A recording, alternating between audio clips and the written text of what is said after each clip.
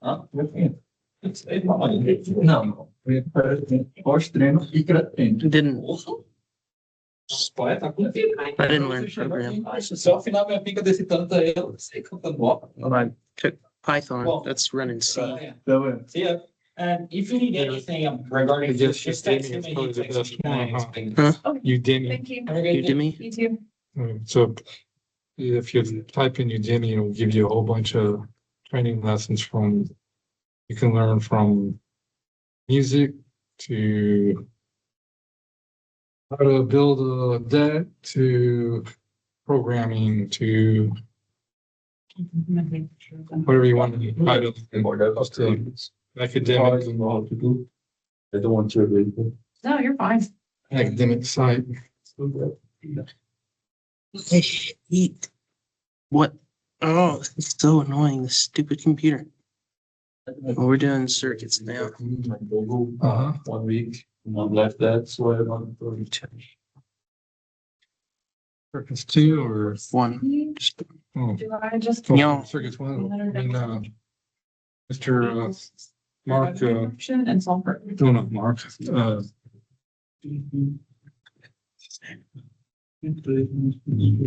why can't I think of his name? Yeah, I just put 100. Can you hear me? Just 1100.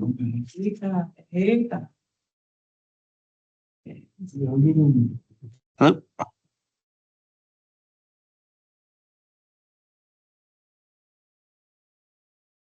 What do y'all want to go over? Certain questions. You finish the question. Can we start on number 1 on the homework, sir? Number 1 on the homework. Mr. Wiggum's class. Yes. On superposition and Thevenin. Yes, sir.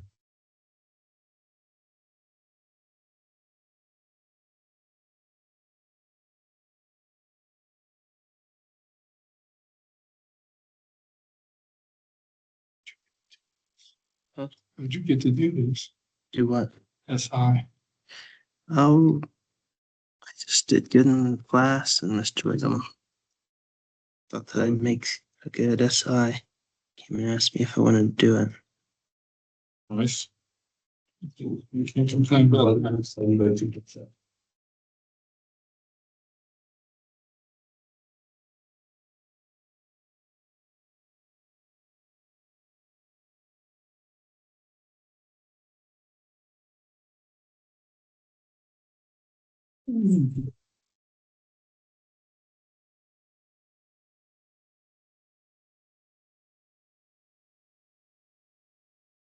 You headed out? You gotta go. Hello. Hey.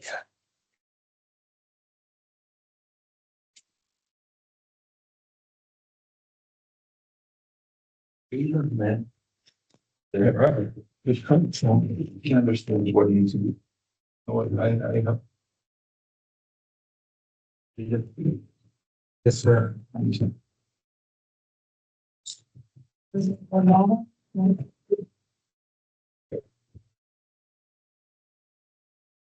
That's right. And both. Okay, so we're gonna do superposition. What I can do here for this. Voltage across the 4.7.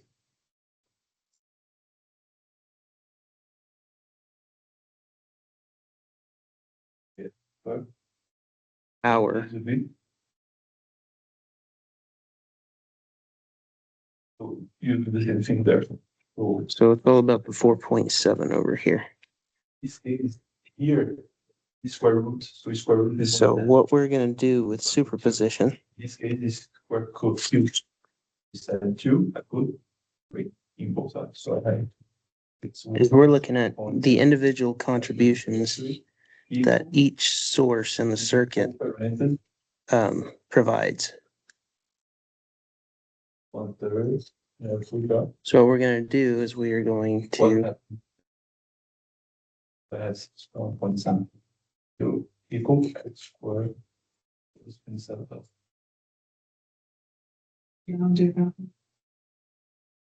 You mean two. We look at the if we have a voltage source, we're going to short it. Meaning that we are going to pretend like the circuit just bypasses it. The battery doesn't actually exist here.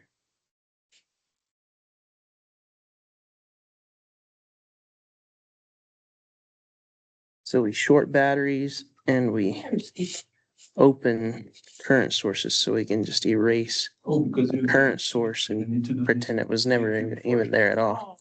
Oh, But we do that one at a time. So if the first thing I'm going to do is analyze the 3 amp current source, what I'll usually do is I'll just redraw the circuit right here. And this is positive. Now we should check both sides, but So if we leave the positive side of this source and this battery doesn't exist anymore,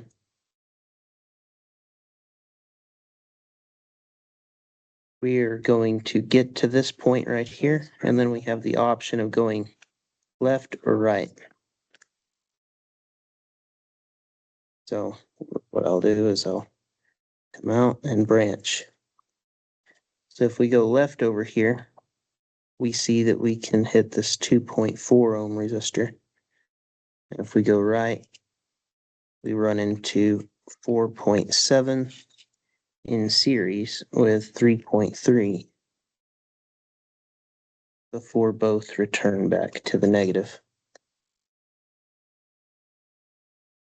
this is wrong, because you cannot sell 0.4. And What? I don't have my calculator on.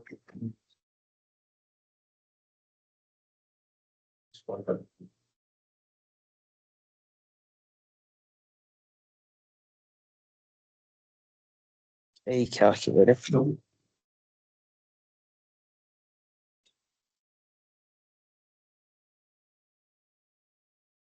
But the test will have the same thing number. So this is the source, or this is the resistor that we are trying to find characteristics of. E part. Let's see if you remember. So what we have to do, if we want to find the voltage and the current flowing through this resistor, You sound right. first thing we'll have to do is analyze it like any other series combination circuit, series parallel circuit. So these two resistors in series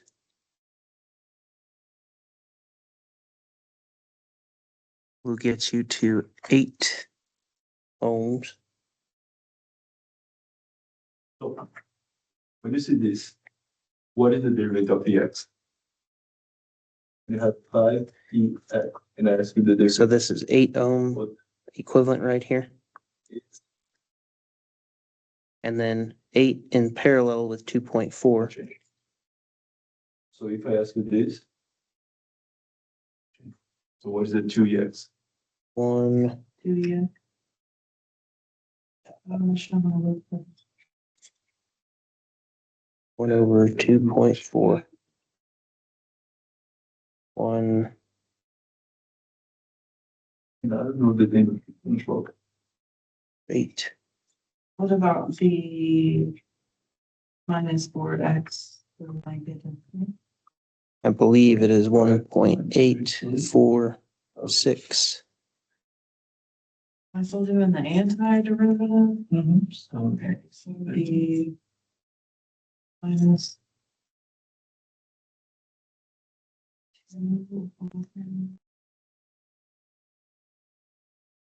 Let's cancel that.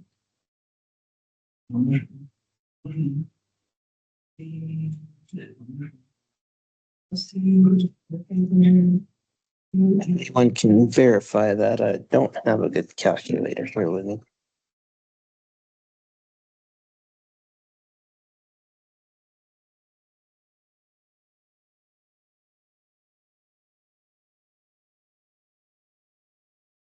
Why are you not hearing this?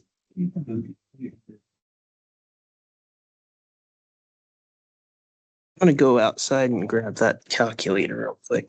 Hang tight. Yes, E. And the power to put X for.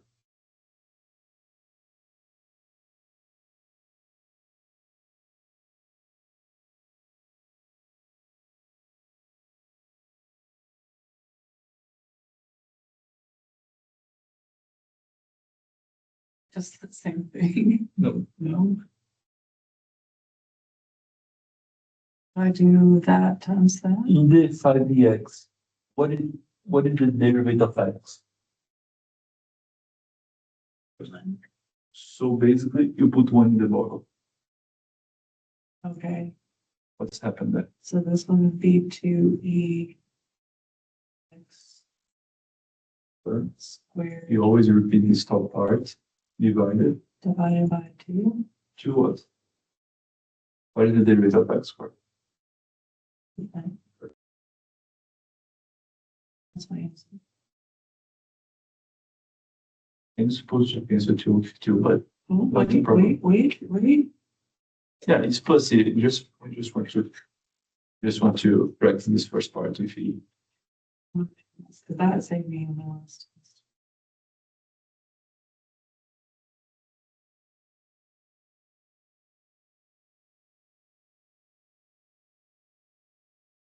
I'll put this two in front of the X.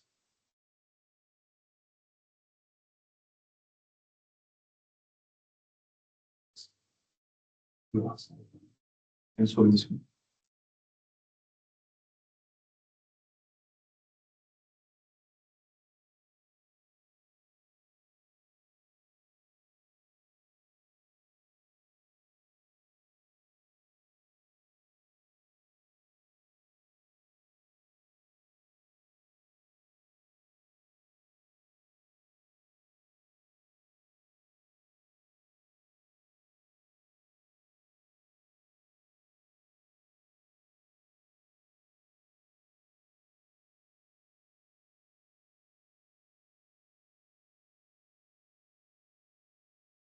Remember that. So this is our equivalent total resistance of this circuit. This battery missing.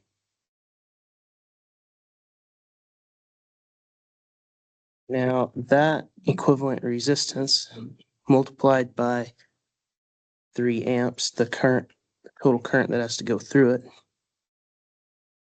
means that But that's not what is the derivative. What is the derivative?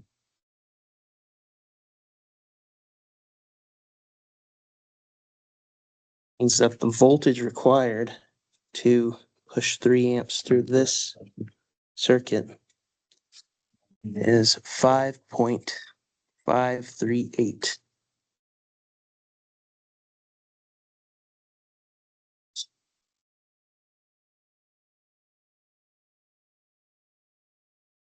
And the points. Yeah. Take the derivative. Now, we gotta stay on track and remember what we're looking for. X2, you write one in the tops, but X3. We have voltage of 5.5 across these resistors in the circuit here. One. Now, But here's three. these resistors right here have an equivalent series resistance of 8 ohms. So if you wanted to know what the current going this way is, Always gonna have something. It's.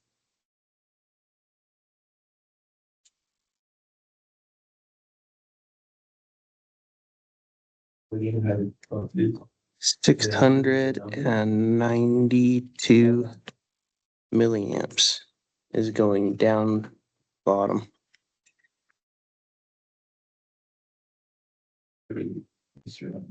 Just on.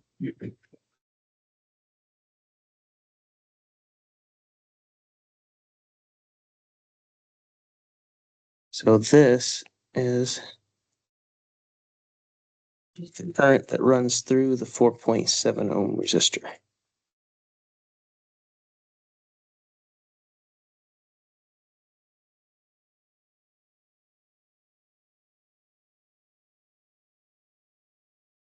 If you wanted to know the voltage drop across it,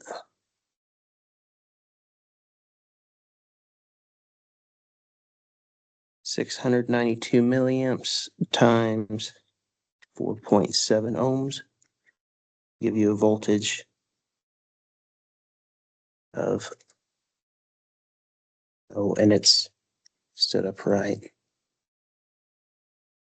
3.2.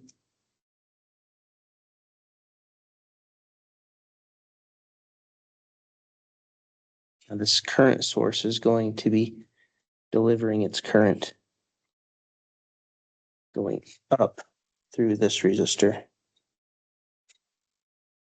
So the way that you draw this matters.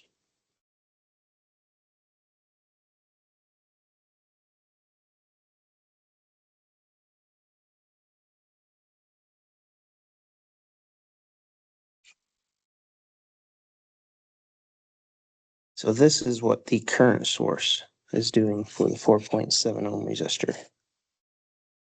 And if we wanted to do the same thing, so we have to do the same thing for every other source in the circuit.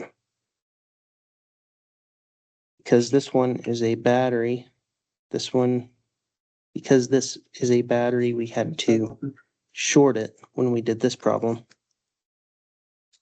On the bottom. Now we are going to simply open this source. And that's all we have to do to it. Top part. So now what this circuit looks like is it's just a plain old series circuit. There's nothing going on here at all.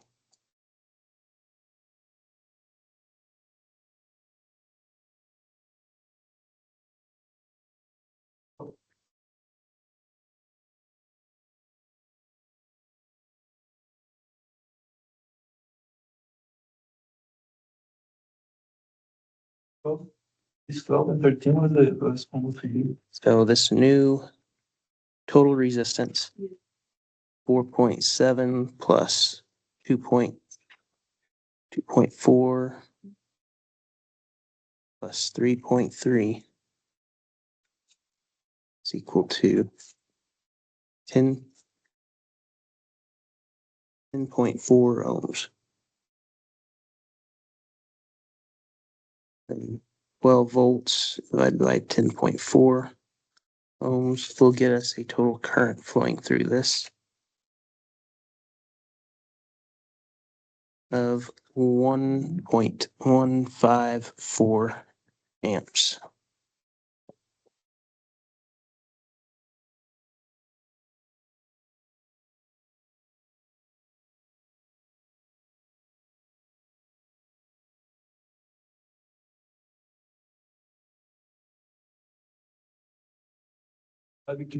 See you later. And this writing comes, Now, this battery is obviously sending its current, leaving the positive flowing down through this resistor.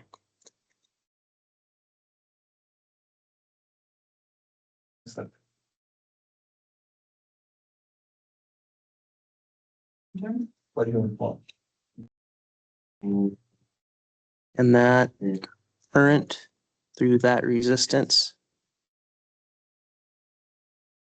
is going to be caused by a Okay. 5.423 volt voltage drop. You have your function and your cost, your revenue function and your cost function. You need to find your draw function. So now So those two sources that we just worked with, the revenue minus your cost. That is all we have to do. How I found my revenue? Don't have your revenue. I found my revenue. I'm gonna, You have the marginal. You have the marginal revenue. So you need to integrate on the revenue. And also, you don't have your cost, you have your marginal cost. So what you need to do for on your cost? Integrate. This is. I didn't need to become. so let's see what total, This is the. what exactly is happening to this But you don't. resistor now.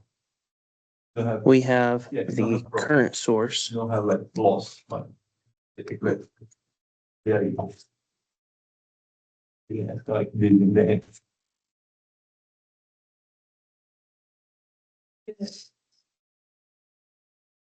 When there's the revenue reduction. Revenue. Actually. We have the current source trying to push a current up through this resistor. Actually, what does this ask us to find? It's talking about power, isn't it? Let's see that. Don't put those in. Power by current source, by voltage source, and power. Right? Well, we're just gonna find everything What is your cost? as it is practice. Okay. So if you wanted to know what the actual current going through this is, this current source is trying to push 692 milliamps up through there. The battery is trying to push 1.154 amps. So our net total, 1.154 minus 0.692.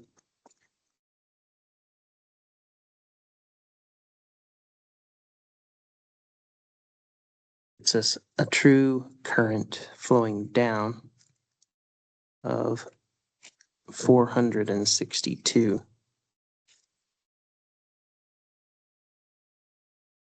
milliamps going down.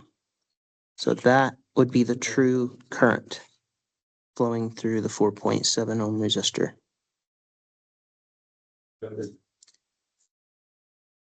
Now, if you wanted to look at it from the point of view of voltage,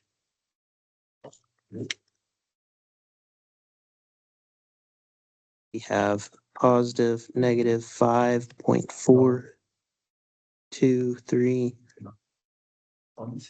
and You plug it here. If you don't follow this, you have this. 3.254. You have one, you have 200, yeah. You have two revenues. I thought. So 5.423 minus 3.254.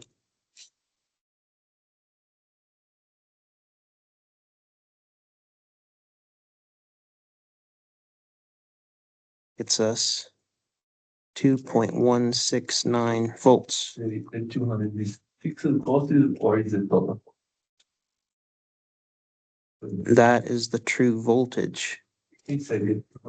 across the 4.7 ohm resistor. Cost.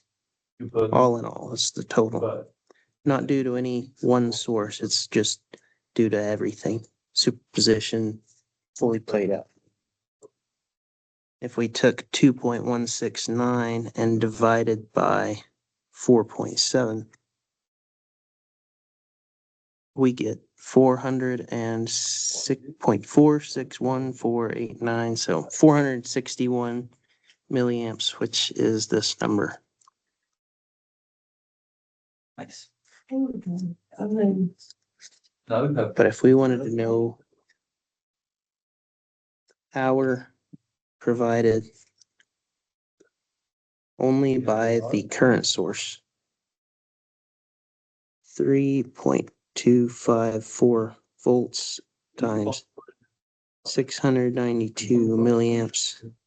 On the next.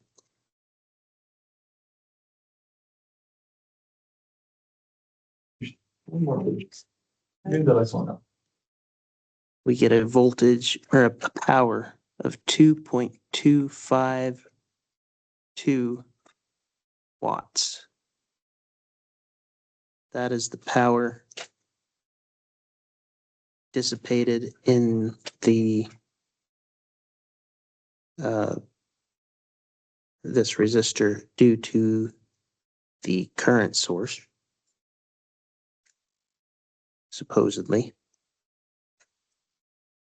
And over here, 5.423 volts. It was 1.154 amps.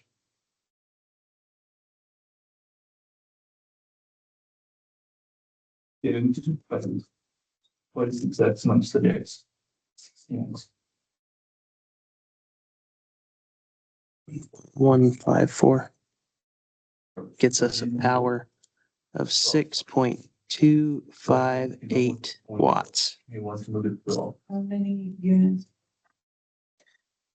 Now, What is it? we know that power doesn't actually have a polarity. There's no polarity for power. But if you wanted to subtract them, we have these two numbers here.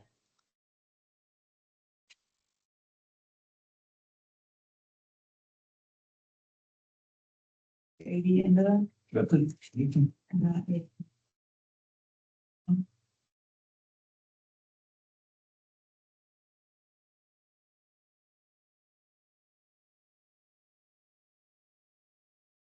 Because they're, currents flowing different directions.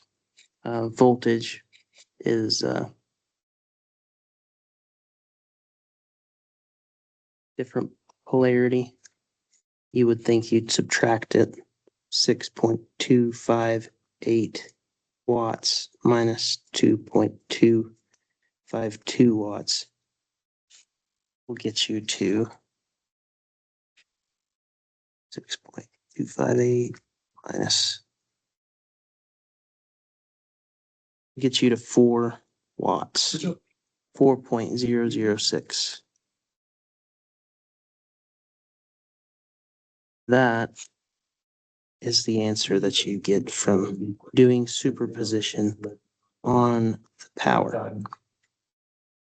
But it is not correct because we remember from early on, I think series circuits, we're looking sometime or another, we're looking at power. Power is nonlinear. Not come back to So you can't use superposition on power.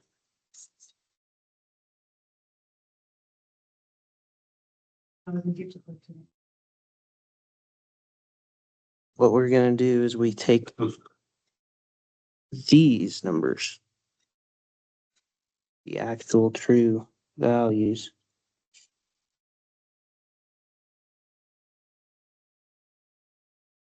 for voltage and current, 2.169 volts times 462 milliamps. freaking morning. It's just.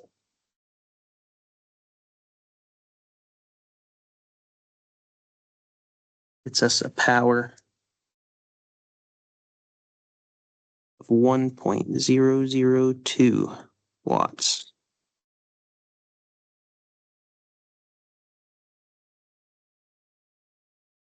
Oh. You have a name that is equation. What do you do? finally involved. So this is your correct total power. This one is not. You don't compare, you don't do superposition like this on power. You do superposition on current and voltage, and then your results will give you your power. You do that.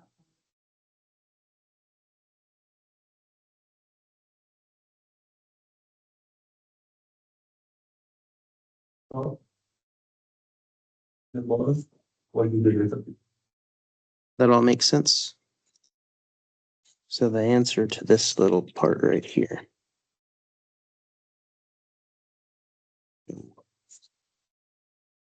Or. Yeah, that's.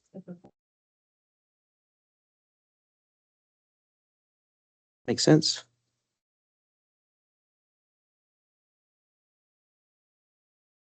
Yes, sir. Thank you.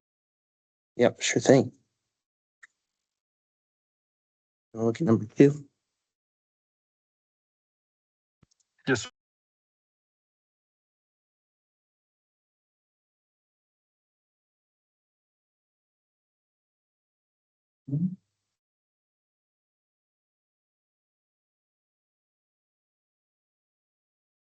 See or no? This one we have 3 sources. Always put. Anytime you have, well, you get familiar with your circuits and look and see just for the final, but you have 1, 2, 3 sources in this circuit, which means that you're going to have to do 3 steps of superposition on this. So consider that. If you wanted to do mesh, you would end up doing super mesh. You would have 1, 2, 3, 4 currents. 2 of them would be known, but you would still have, because this resistor exists, have to do a 2x2 matrix. Just that's one day. Source conversion, or actually, what you probably want to do. Source conversions are an option, or always look for nodal, because there are only 2 nodes in this circuit.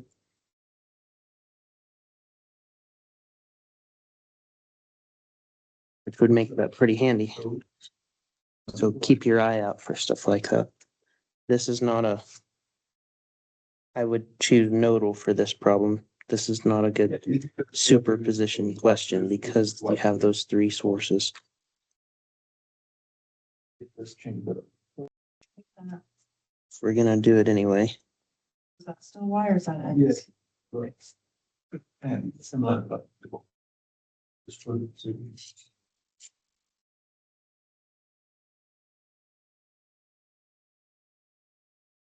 We are going to have these 3 circuits.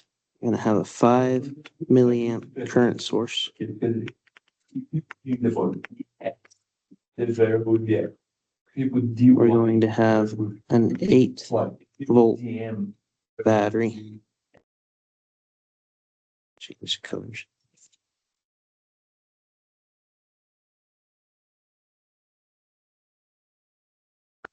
So could you explain your setup a little bit? I don't think we ever saw it that way in class, but I like your setup a little bit more. It's a little easier to understand. Yeah, did you ever see me do this when we were doing series parallel circuits? How much you need you? I don't believe so. If I did, I think I brain dumped it. So apologize for that. No worries. But in series parallel circuits, that's what I always use to redraw the circuit. So here, I'm not totally redrawing it, but I'm mapping out 3 times what's going on. So if I am looking at it from the point of view of this source, that means that this battery has been shorted and this current source has disappeared. So current source just disappears and the battery is replaced with a short. And that is what the circuit now looks like.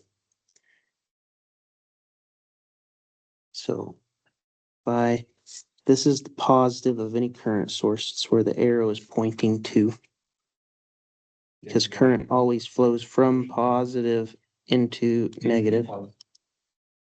Yeah, I don't know, but I don't feel easy box. So positive and negative. And between there is a battery of unknown voltage. It's super rusty from. Okay. And you. Again, But we know that current is flowing out and into come back, a circuit. do all these questions again. Okay. So if I can connect anything I want to between these 2 points. No, I can do that, and that is a fully proper, circuit. New question, just text me. If I wanted to make it better, I could Anything just no. do that. Welcome. But the way that I draw it, this is called a ladder. Skips. It's a ladder diagram. Comes from ladder logic, Basic done not long ago, mine, so.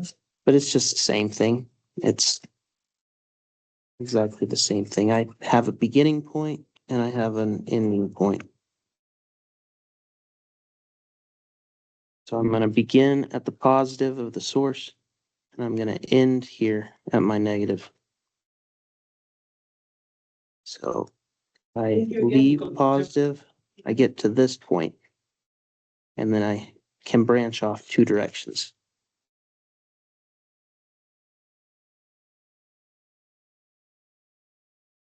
I can go up top to R2, the 3.3K.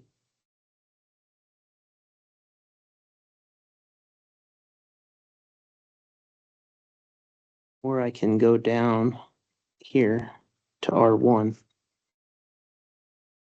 a 2.2K. Now R1, I can see returns back to negative. So I could just go ahead and finish it off like that. And I'll leave it like that for now.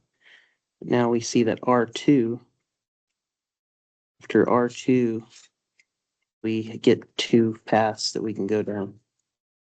So we get this fork with R3, 1.2K, and yep, see it. And R4, 4.7. Now they both meet back up on the bottom end. So I can go ahead and connect them. And then they go back to the negative. They go back to ground. I can draw it like this.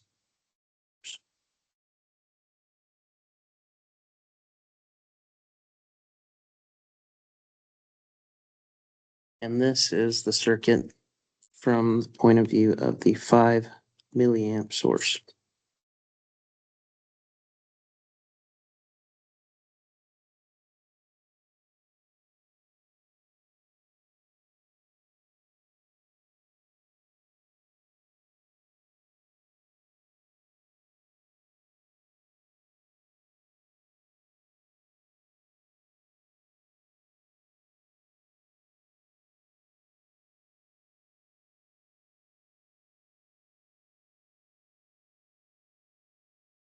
Now since we have 3 different sources in here, we got to do this 3 times. Now, and I just start from left and work my way right. So get rid of that. And we will remove this current source. Did that make sense how I did that? You good on? Yes, Oh. yes, sir. Thank you very much. Yeah, sure thing.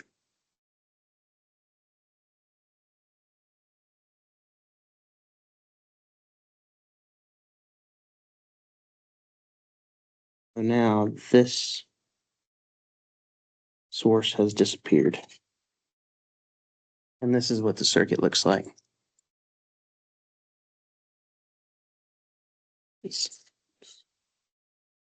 Move this out of the way. Squish it.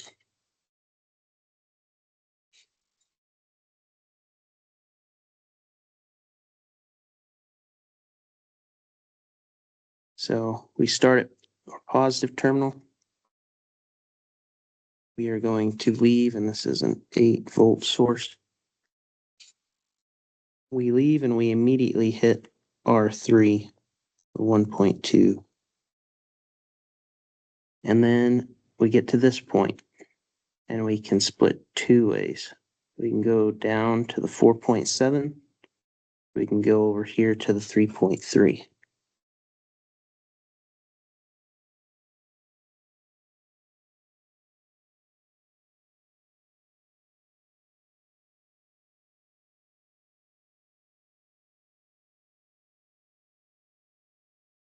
Now, after the 4.7, it returns right back to the negative. But after the 3.3, goes directly to the 2.2.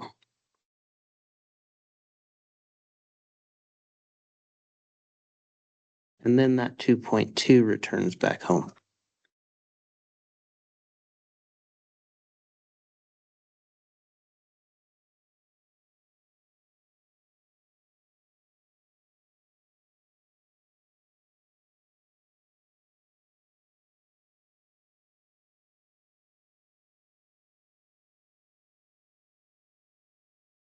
We can see now we've got two of our three circuits, and they look quite different.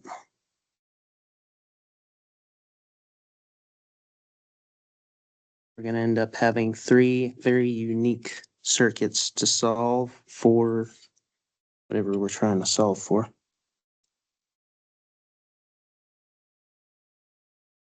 The current through R1.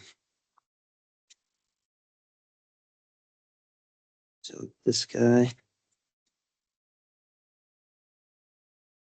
and this guy.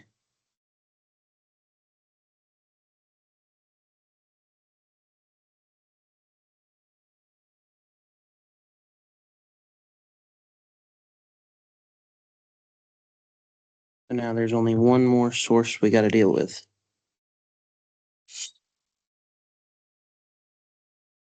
And that is this one. So we're going to put it back in the circuit.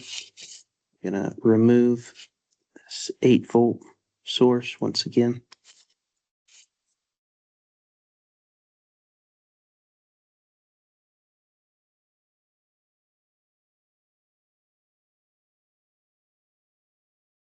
And the circuit that we're going to find looks like this.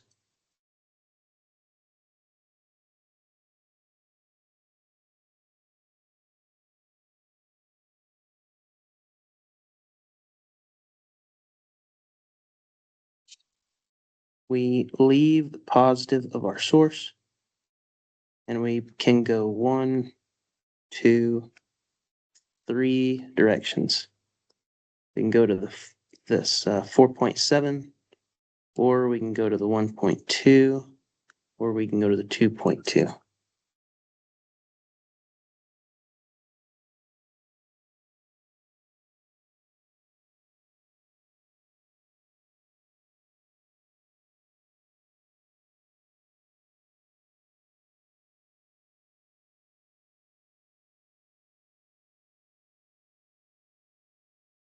Now, this 4.7 returns right back around to ground, to our negative. The 1.2 does the same. But the our R1 right here goes and sees the 3.3. So this one continues, goes to R2, 3.3 kilo ohm resistor. And then they all go to ground.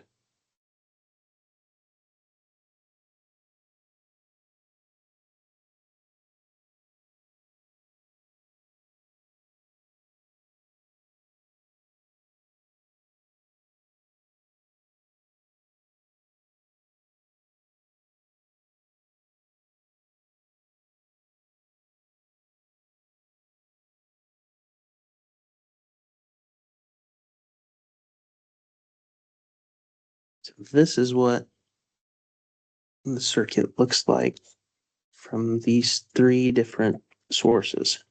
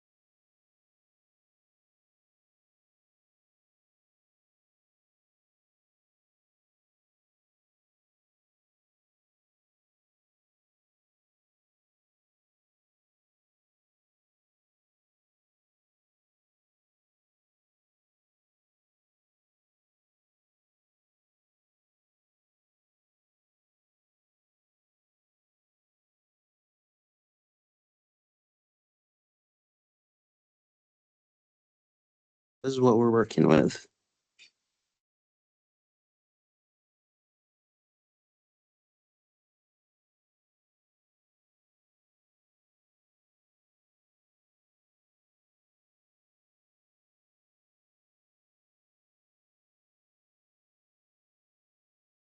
Last picture, R1 is right here.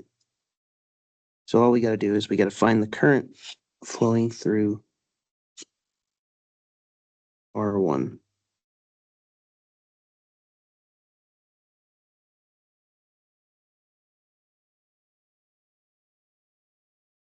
So we'll look at this one first. Total resistance.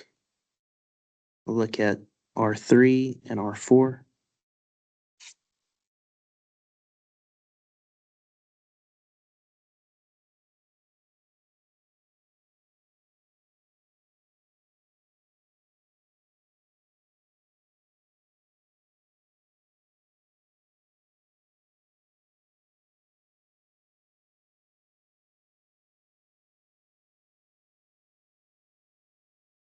And I get just shy of one ohm. Look at this one for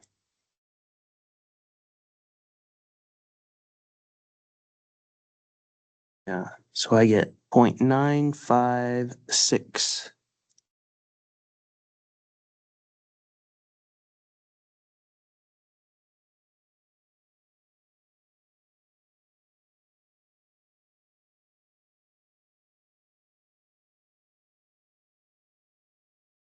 Now that in series with R2.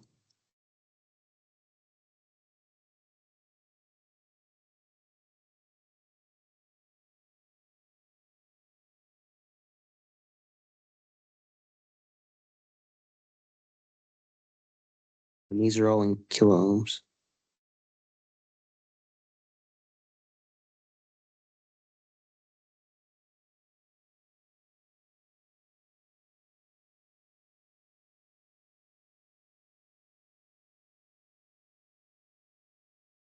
Get 4.256.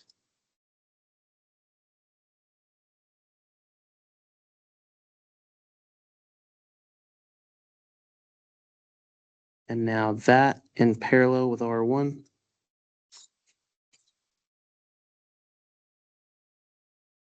Or T 1 over 4.256 is 1 over 2.2.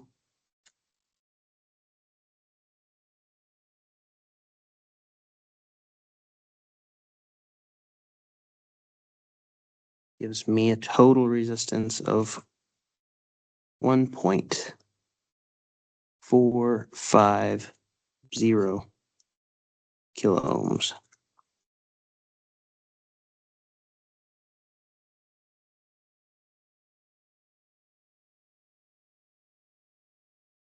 And now we have total resistance and we also have total current. So now we can get that voltage.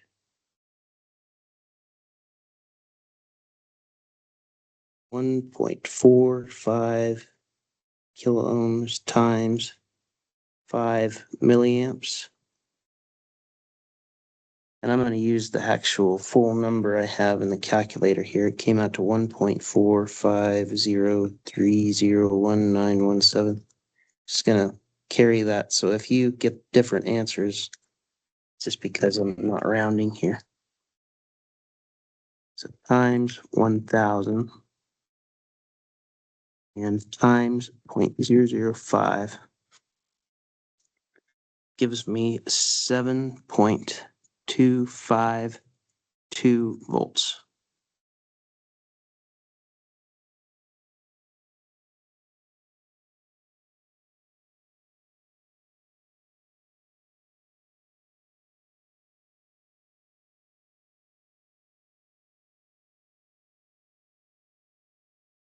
So would the kilo ohm and the milliamp not cancel out? I might just be getting confused here. Yeah, you can multiply. What I did was I took 1.4 in the calculator. 1.450 times 1,000 times 0.005. And that's, but if you take 1.45, just the number, times 5, you should get the same. Oh, okay, I'm tracking now. Thank you. Sorry about that. Yeah, no problem.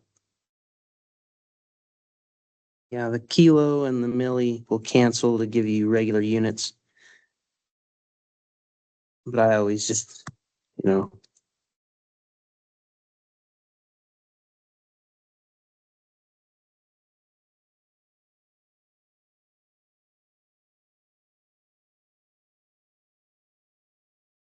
So now that we've got this voltage, we can very easily find the current flowing through this resistor. Because this 7 volts is present from here to here, as well as here to here. It is obviously the voltage drop of R1. So I1 is equal to 7.252 volts divided by 2.2 kilo ohms.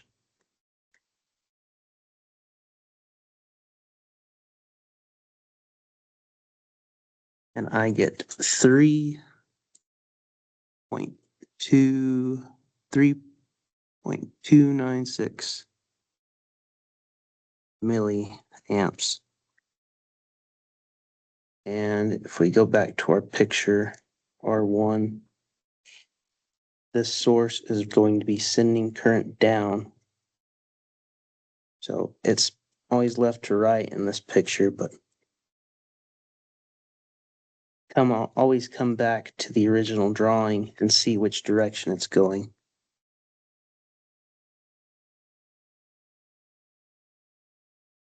So this is the current due to source 1, or the one on the left.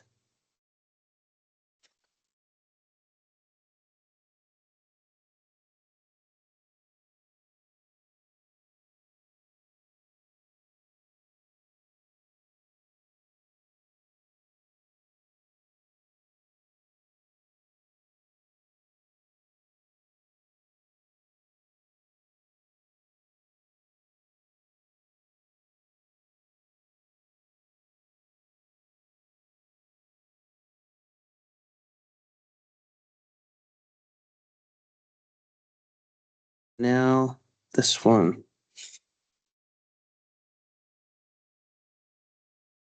I don't know why I am not very good with this.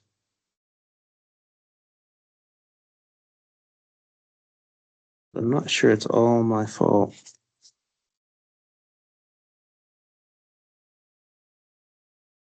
I like to think it's not anyway.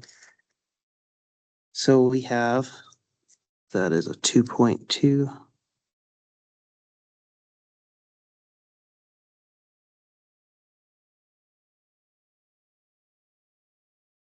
Or equivalent. We begin here and here, series combination.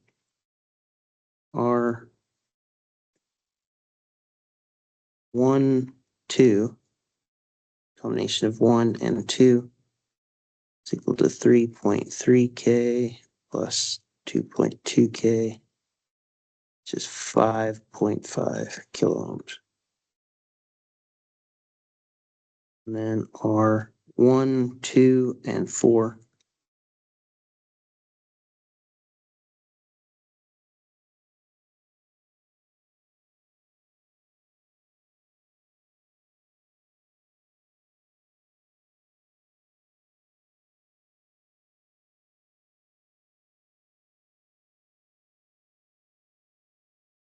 Gives me 2.534. 2.534 kilo ohms.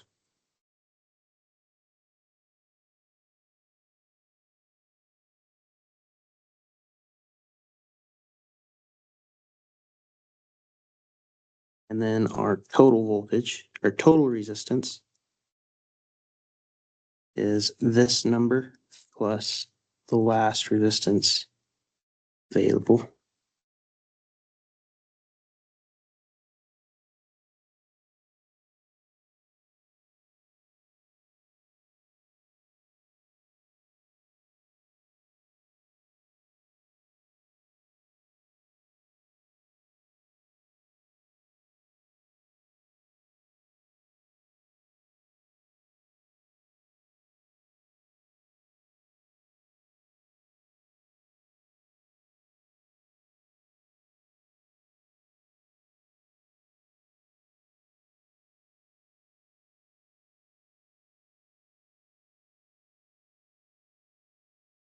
There's our total resistance.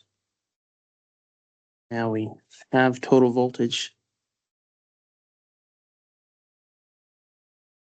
So our total current is going to be 8 volts divided by 37 or 3.734 kilo ohms is total current.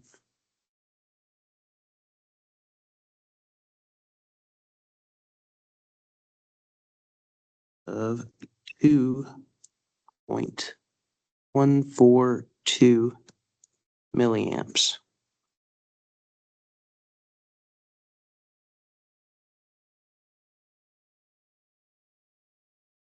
Now, if we have 2.142 milliamps, it is all going through this resistor.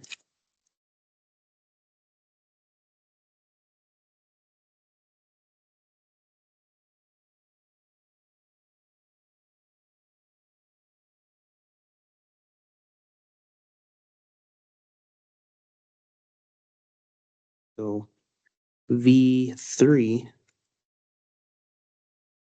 equal to 2.142 milliamps times 1.2 kilo ohms, which would give me times 1200 gets me to 2.571 volts. So if I drop 2.571 volts across this resistor here, I began with 8, so I am going to be left with, I'm going to call it V4. That is the voltage across this resistor. I could also call it V12 or something. But V4 is going to be equal to 8 volts minus 2.571. Which is going to get me to 5.429.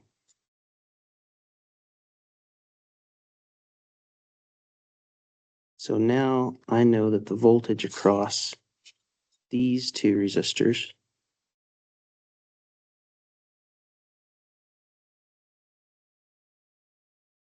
is 5.429 volts. And their total is 5.5 kilo ohms. So I12, or just I1, is going to be equal to the current flowing through those resistors. Voltage across them is 5.429.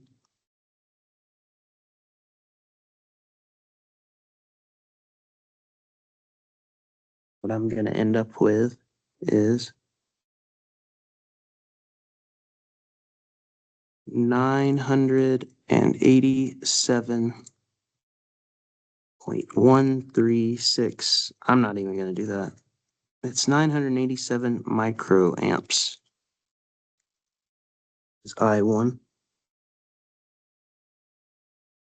And we did it using this battery.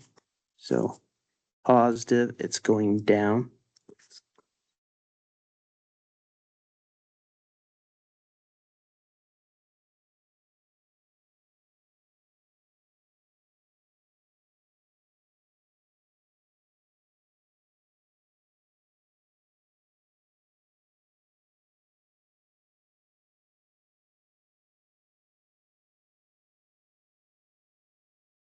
Now we've only got to do it one more time.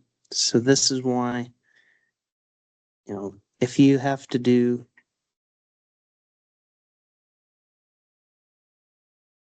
if there are three sources,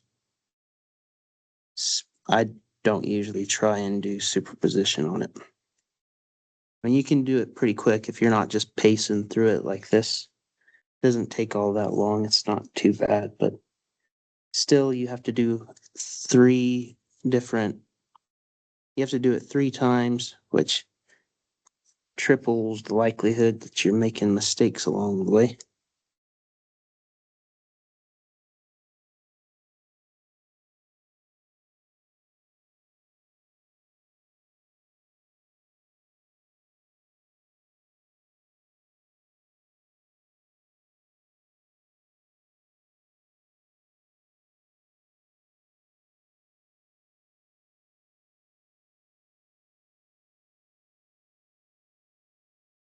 Now this is our last one. And do green here. So we have three sets that are in parallel. These are going to make 5.5. So I'm just going to go ahead RT.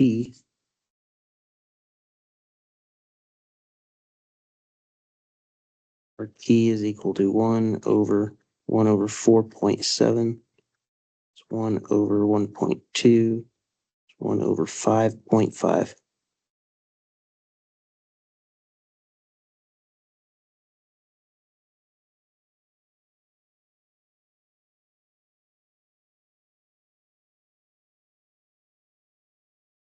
We're going to come out to 800. These are all in kilo ohms, so I come out to 814. 814.387 ohms.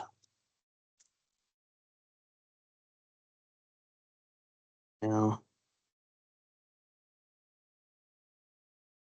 total voltage is going to be 2 milliamps times that resistance.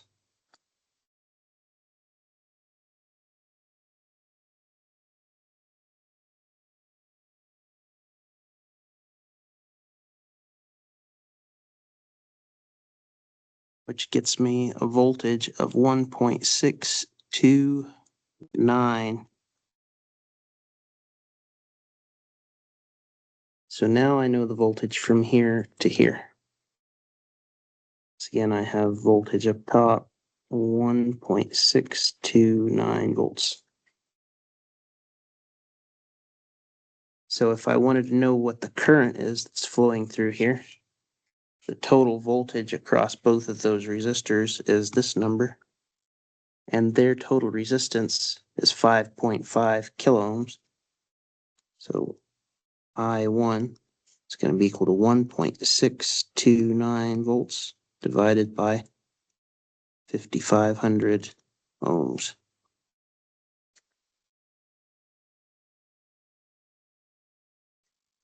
Which gives me a current of 296 microamps. And that current, due to this source, it is going to be going up through this resistor.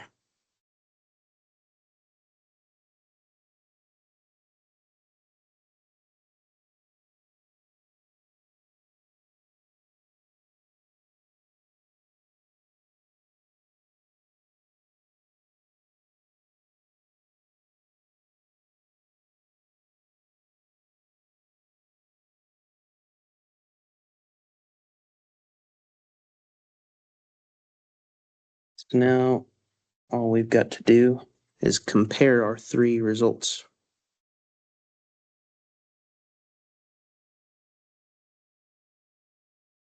So we have these two, they are going down, this one is going up.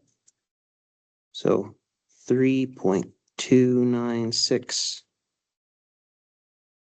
we'll do it all in milliamps. This is in milliamps.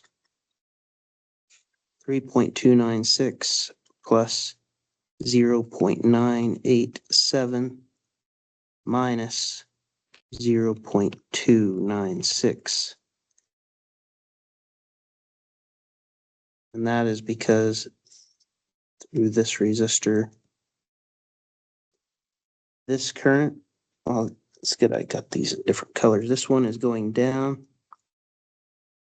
Blue one is also going down. And the green one is going up.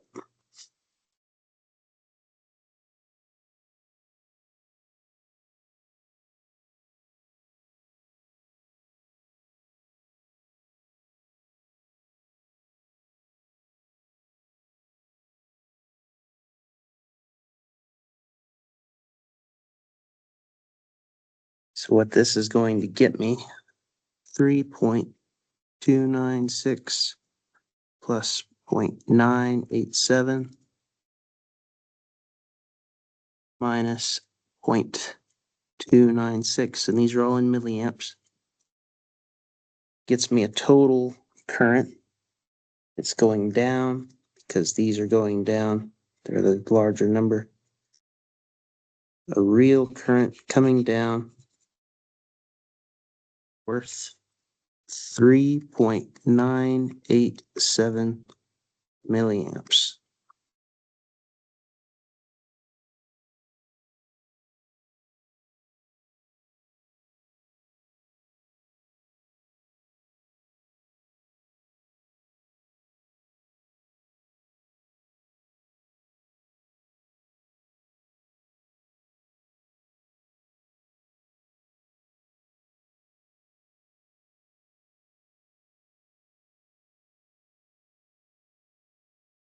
All good with that one? Yes, sir. Thank you very much. Yes. Of course. See the next one?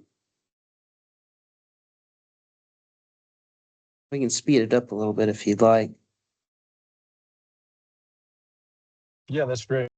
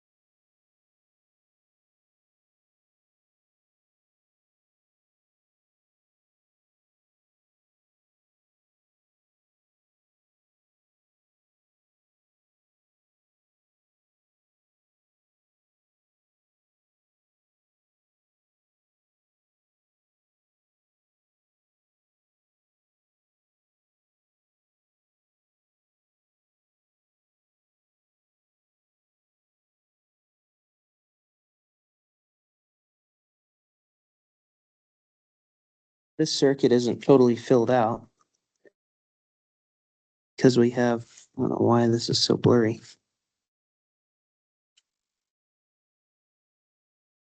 Let me fix something real quick. Let's get out of that and restart.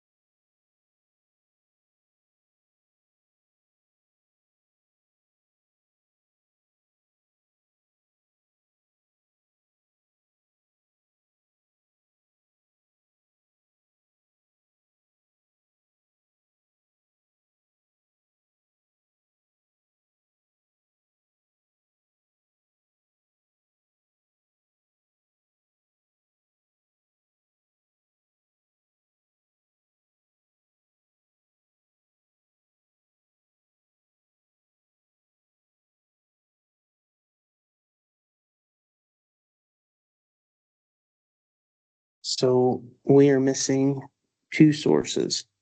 We have positive 8 volts over here, but it doesn't come out of nowhere.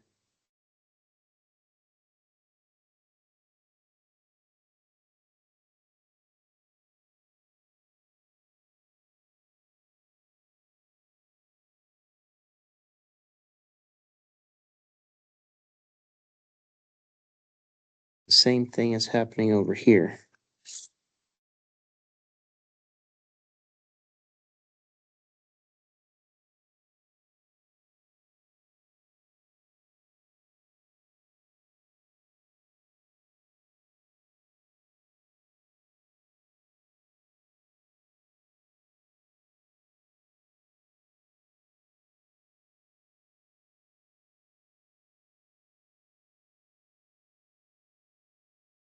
So now 3 individual circuits.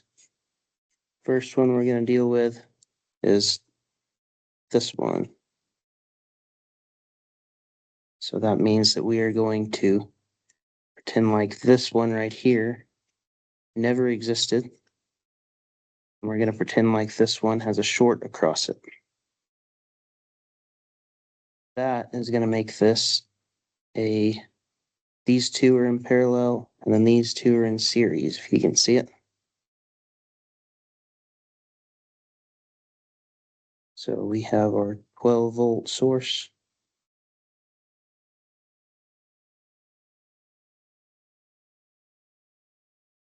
Start positive. We see this resistor and this one in parallel. When we get to this point, we branch off 2 directions. We can go here and here.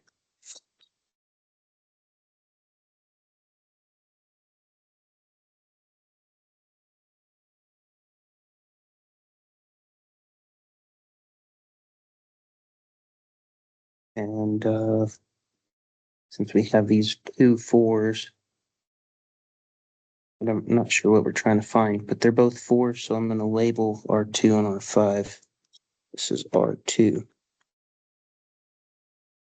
Meet back up, and they go 4, that's R5, and 6.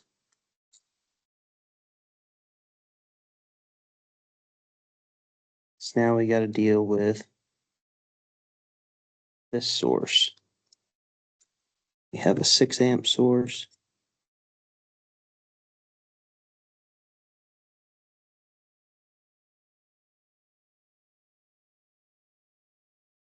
So now this one is shorted, and this is still available, just like B. This is positive, negative. When we leave the positive, we go to a 4 ohm and a 6 ohm. That 4 is our 5.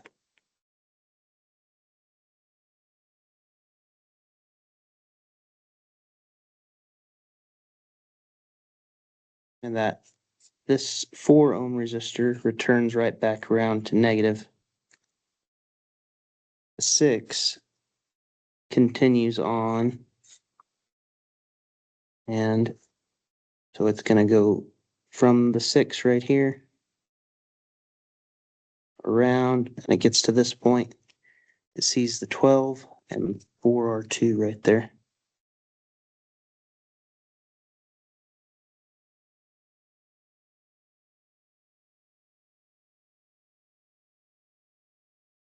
The 12 and the R2 4 ohm resistor, as well as R5, all meet back up at the negative.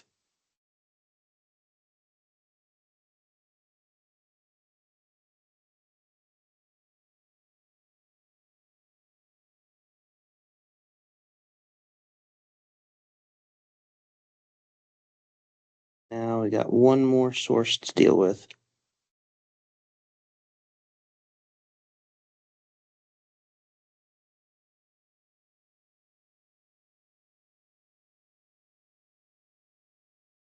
Once again, this source doesn't exist.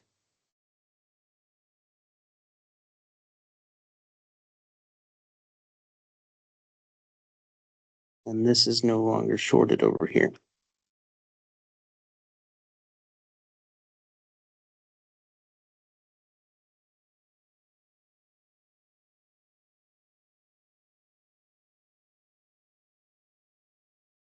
So from the positive of our 8, we're gonna leave and we immediately see 4 ohm R2. And then it breaks up 1, 2 directions. 4 ohm R5. And the 12. The 12 goes right back to the negative. The 4 ohm R5 continues on to the 6 ohm. And then it terminates back out. It's done.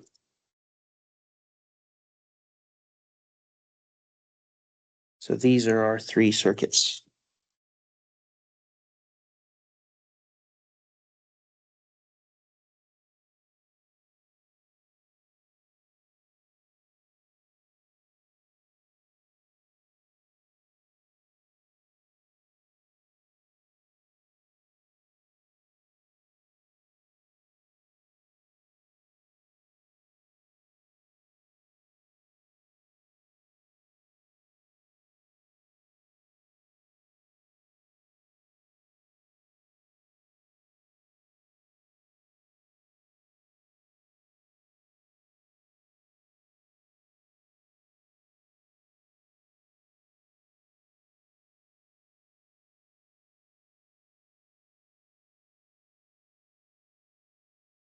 So we need to know what it is we're looking for, because you don't want to go into superposition blind. You got to know what you're after.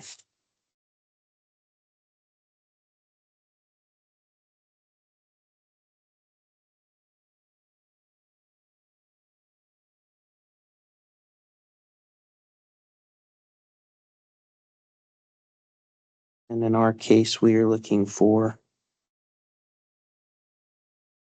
the voltage across this source, which is going to be the same voltage across R5. So that's what we're after. We're going to find the voltage across R5.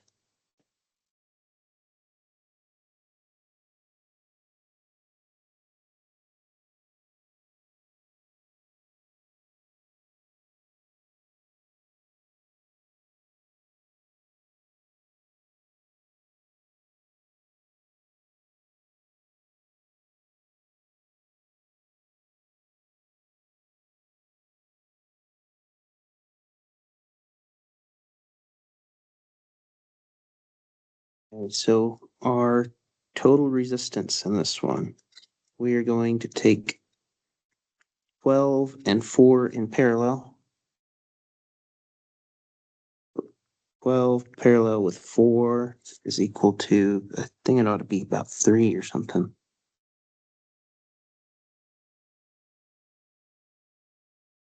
It is 3.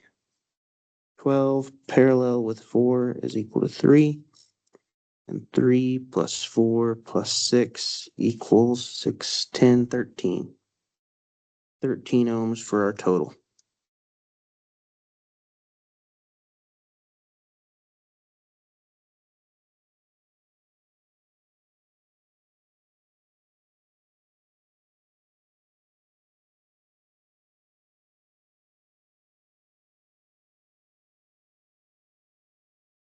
Now, 12 volts divided by 13 ohms is going to give us a current of 923 milliamps going through here, which is the current flowing through R5 because it is in series here.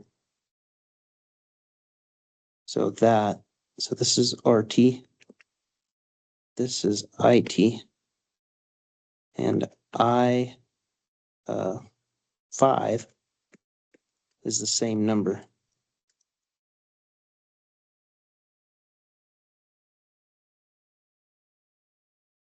V5 is going to be 923 milliamps times 4 ohms. which is gonna give us a voltage of 3.692 volts. We'll look and see which direction that current was flowing. It's coming from this source here, 12 volts. So it is going to go around up through it this way, making this positive, negative.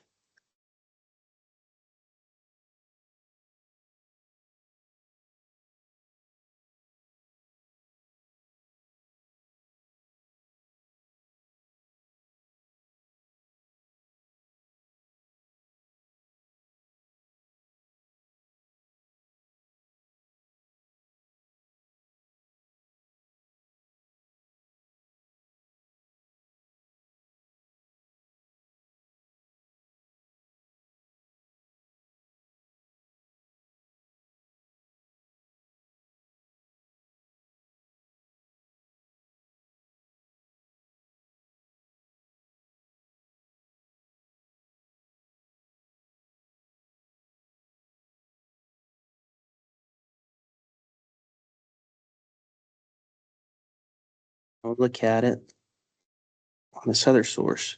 So our total, I know 12 and 4 makes 3. So 12 parallel with 4 is 3. 3 plus 6 is 9. 1 over 9 plus 1 over 4 comes out to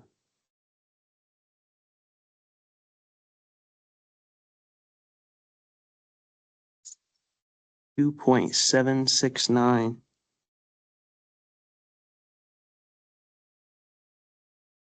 for our total.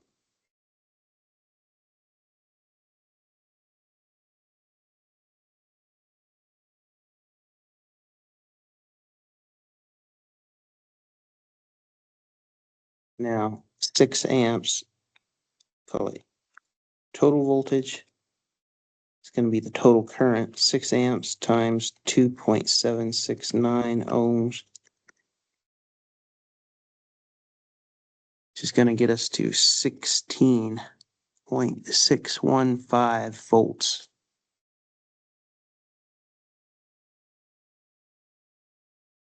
And now because, and this is our total voltage, because R5 is directly in parallel with our source here,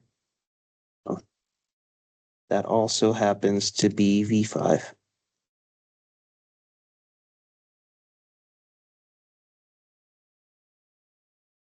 So, and the current was flowing this way, positive, negative.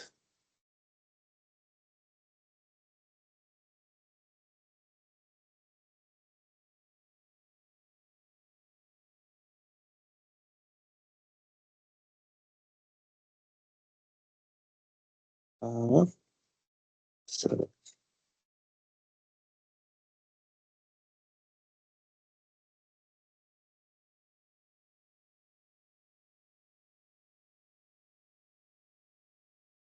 one more.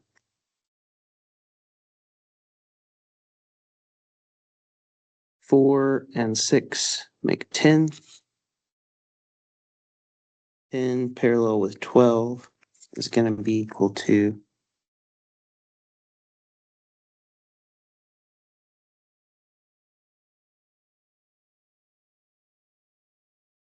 5.455 ohms. And our total, RT, is this number plus 4. 9.455 ohms.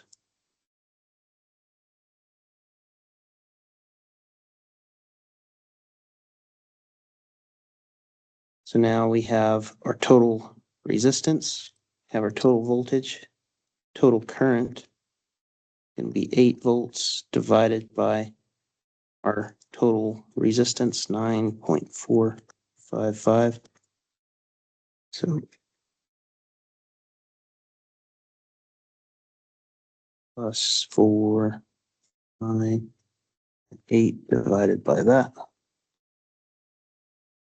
gets us a total current of 846 milliamps.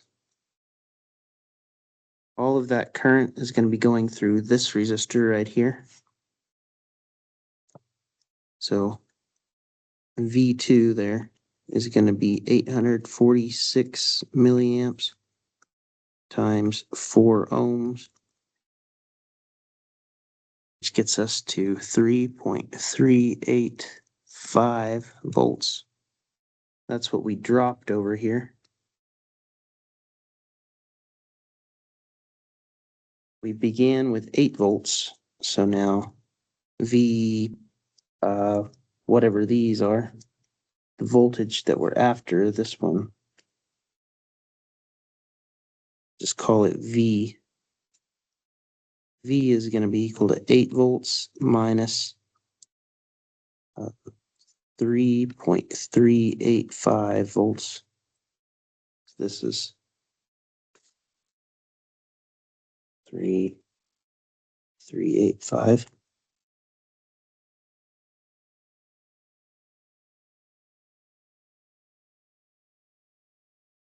Which will get us 4.615. Now we know that we have 10 ohms of resistance up here. So we'll just call it I. Actually, it's going to be I5. The current flowing through these resistors going to be 4.615 volts divided by 10 ohms, which gets us a current of 462 milliamps. V5 is going to be 462 milliamps times the resistance of R5, which is 4 ohms. Give us a voltage of 1.846 volts. And that current is going this way, plus, minus.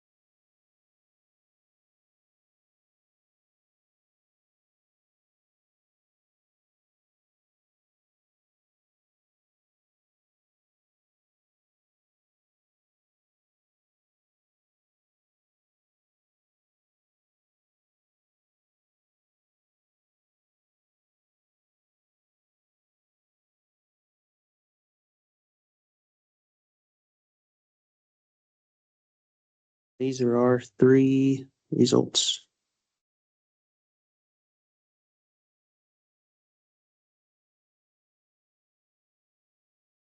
Get our final voltage across this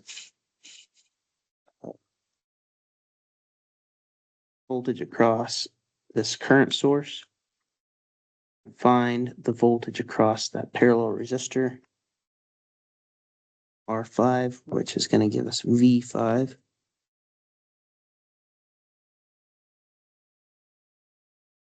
Now what we have going on here, these two are the same.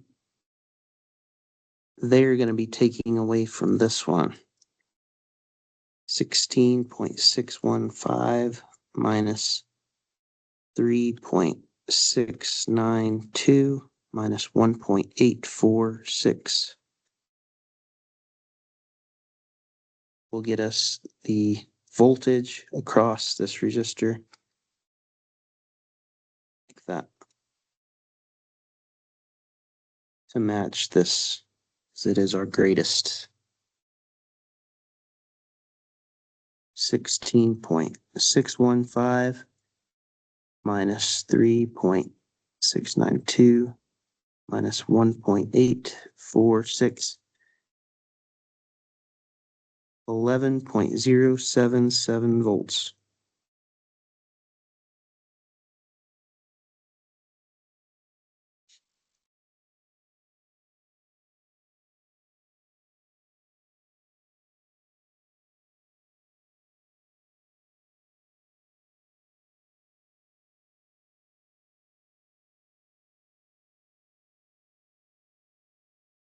That all makes sense?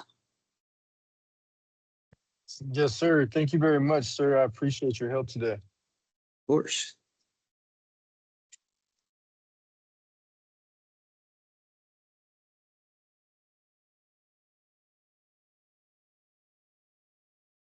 I think these Thevenin and Norton equivalents, they're kind of neat to deal with.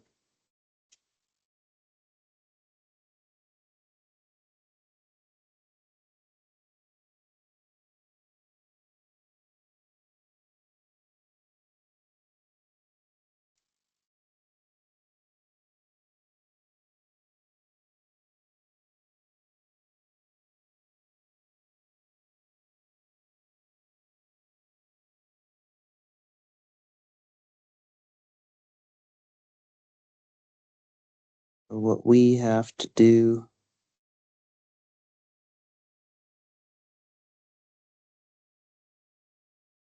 is find the Thevenin equivalent to this resistor.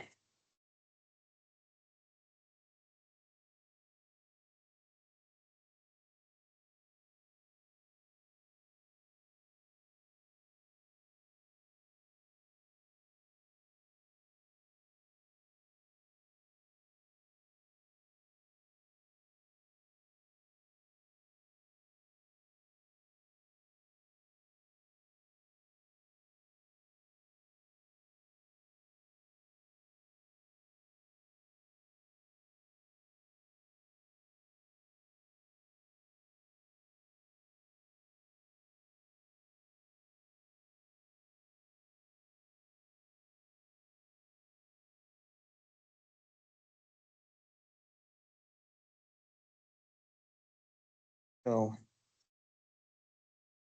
we're doing a Thevenin equivalent. We are finding the open circuit voltage out here with this thing absent.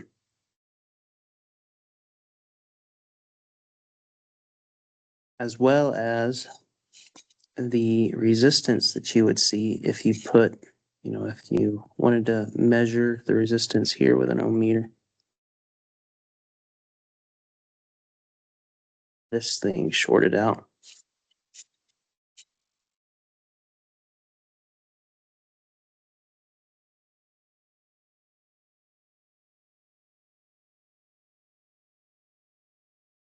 You can find these equivalents by any means you want to. So here, if I want to take my my resistance first thing,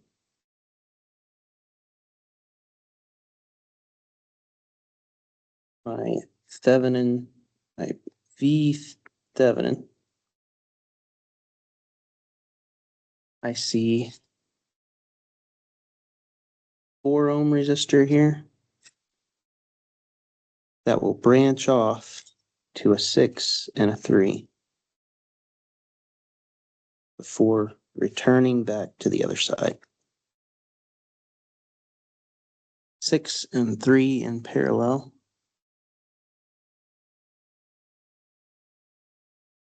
Is equal to 2. And 2 plus 4 gives me 6.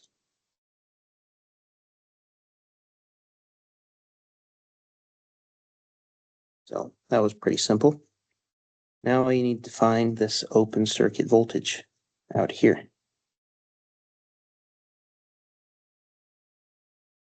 Go back to the original circuit. This thing does not exist. Just have these terminals.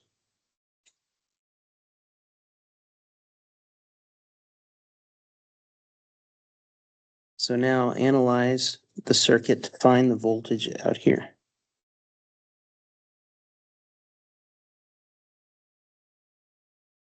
So in this circuit, this resistor is not going to be doing anything. The current flowing through the circuit is going to be dependent on only these two. So 18 volts divided by 6,789 ohms gives me 2 amps.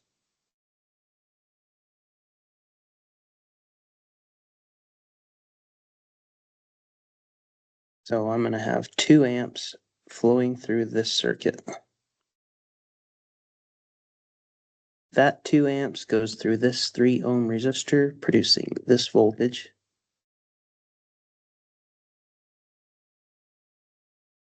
And this voltage is directly parallel with these two terminals, because this resistor does nothing. So V Thevenin is this 6 volts. This was R Thevenin. I don't know why I did that. V Thevenin, 6 volts.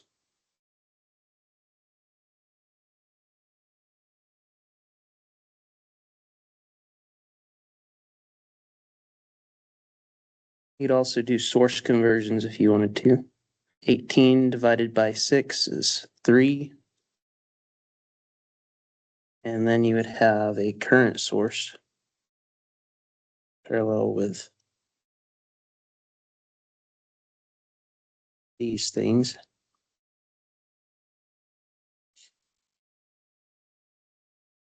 You'd have a 6 and a 3 and 3 amps. 6 and 3 in parallel makes 2. And then 2 times 3, because this is going to become a 2 ohm resistor. The voltage out here is just going to be 3 times 2. So your Thevenin equivalent circuit is going to look exactly like this.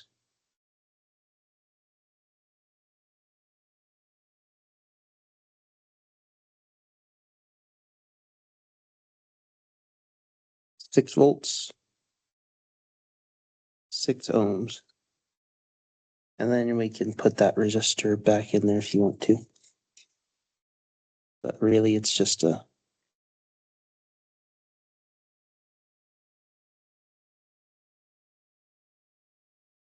And do y'all know what the practical use of these equivalent circuits are?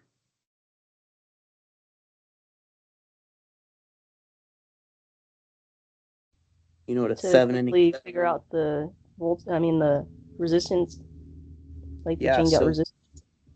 So if I was making a circuit, if I was building a circuit board and I wanted, we don't build circuits like this. We have other things going on. So we would have a voltage divider or something. You want to drop something down as a sensing reference out here or something, but you need something specific to happen in one place. And in order to get there, or you need something going on somewhere, but it didn't work out the right time or the first time. So if I wanted, if I wanted 1 milliamp to flow through this circuit, or to be my total flowing out here, I could sit here and guess numbers on what would, well, I don't, that actually would never happen. But if you needed something, if you needed the characteristics of this circuit to be exactly something, instead of having to change this resistance from, if it was set at 1 ohm and then it didn't work out, you're going to try 5 ohms instead. You're going to have to solve this circuit over and over again. And the more complex this circuit is, imagine if you were doing superposition on it. Imagine if you needed to take you needed to change this value and reanalyze. Take a Thevenin equivalent with respect to these 2 points, and then you get this really basic series circuit, and you can just plug in your numbers and solve a very simple series circuit.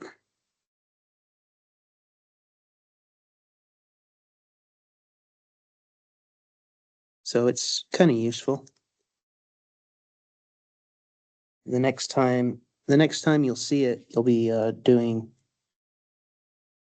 you may do it in circuits too, probably, but you do it in electronic devices and circuits. You use Thevenin and Norton, usually Thevenin equivalents on transistors to solve, for base current stuff, which is kooky stuff. A lot of goofy things going on there. But that is your answer there, I believe. Is that what it asked us to do? Yep.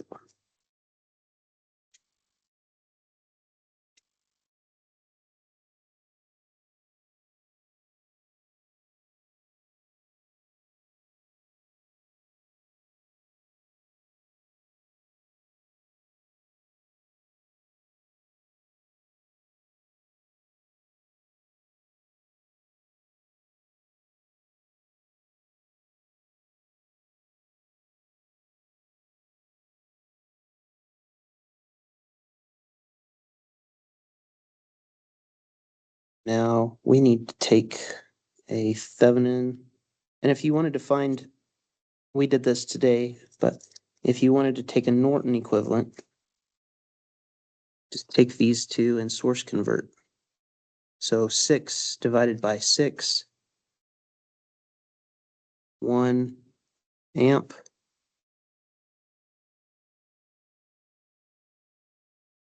Six ohms. Same 2 terminals.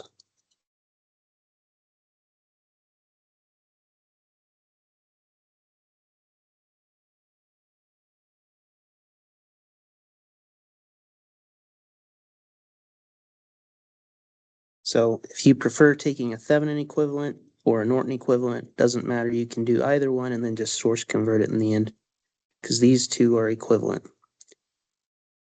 If I put in, on one of these problems, it will ask us to do it several times, and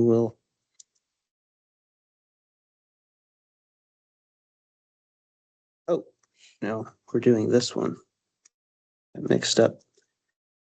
We're not done with this problem yet. So we're going to plug in 2, 30, and 100.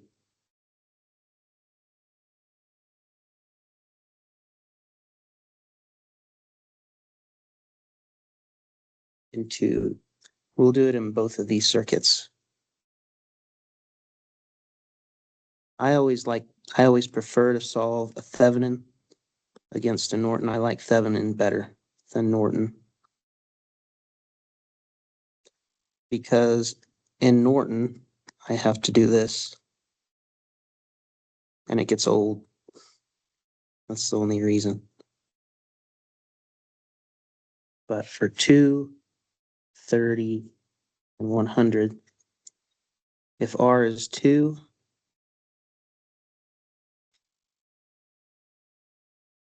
then RT is going to be 8 ohms. And the current through this resistor is going to be IT, which is going to be 6 volts divided by 8 ohms.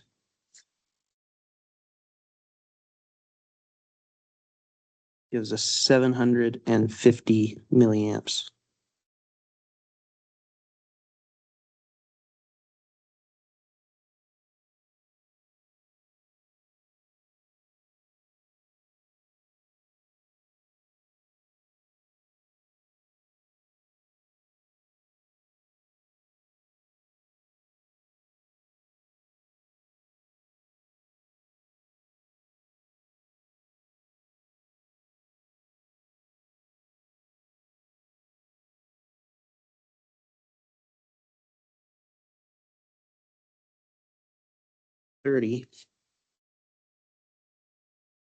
RT is 36 ohms.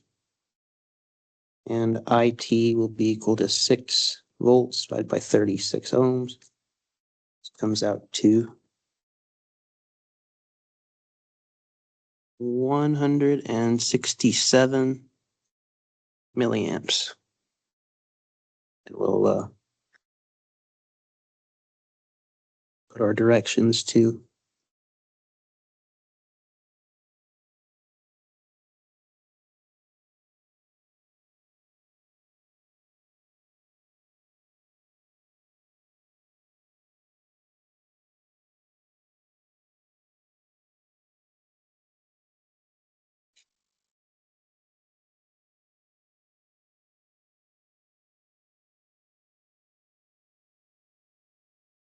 if it's 100.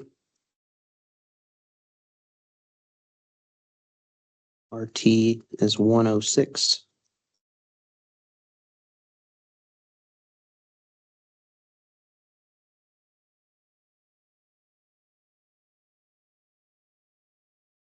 IT 6 volts divided by 106 ohms.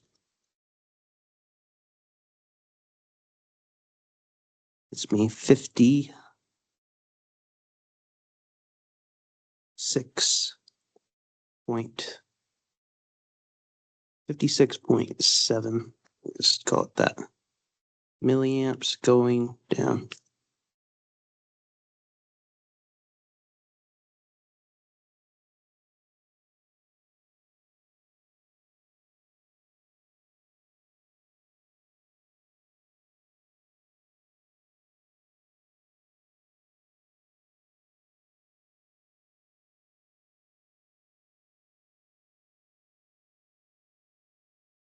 If we did, we'll do one of these over here. Let's set R equal 30. So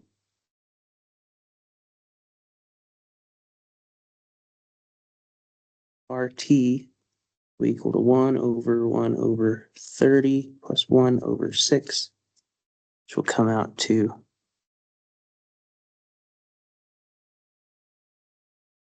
5 ohms for our total resistance in the circuit. 1 amp, 1 amp flowing through 5 ohms gives us a voltage of 5 volts across this.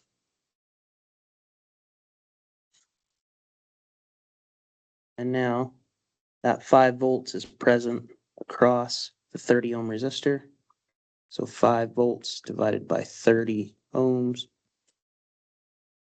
5 divided by 30 is equal to 167 milliamps. So you're going to get the same thing no matter what. Thevenin, Norton.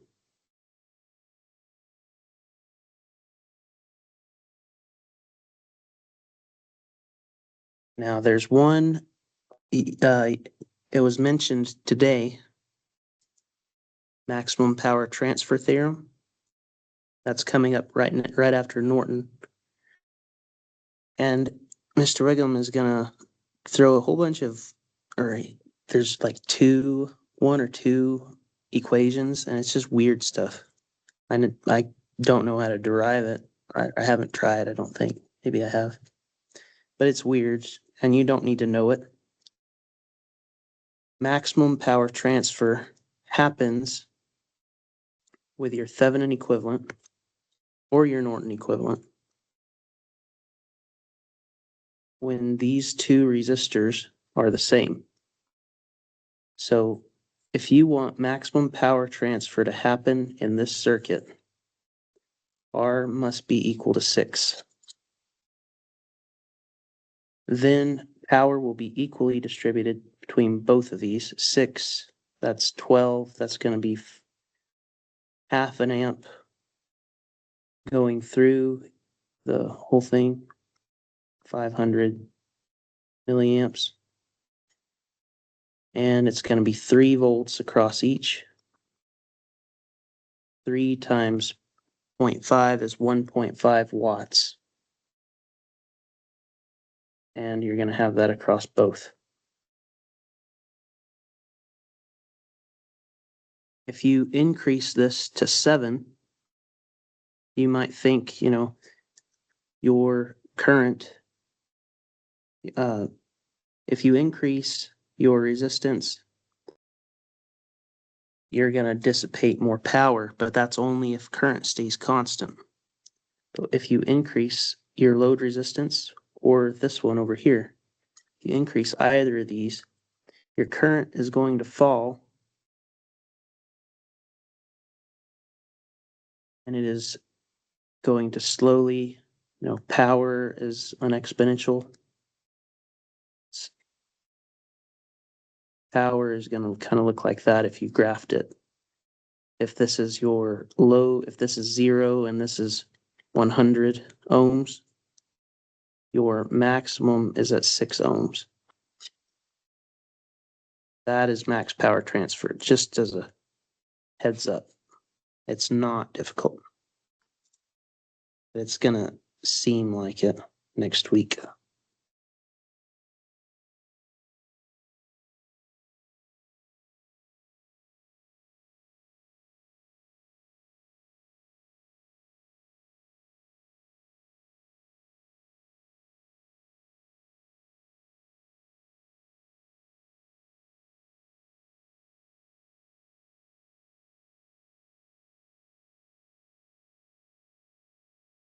So in this one, we're going to take the Thevenin equivalent to this resistor.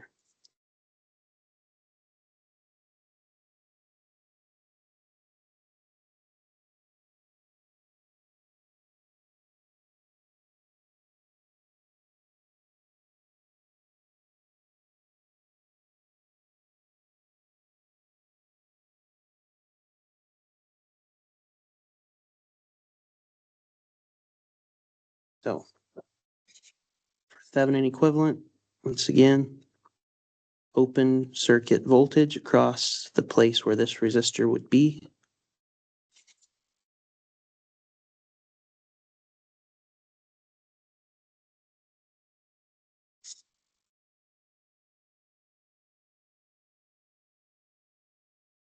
And we don't know its polarity, but we'll find that.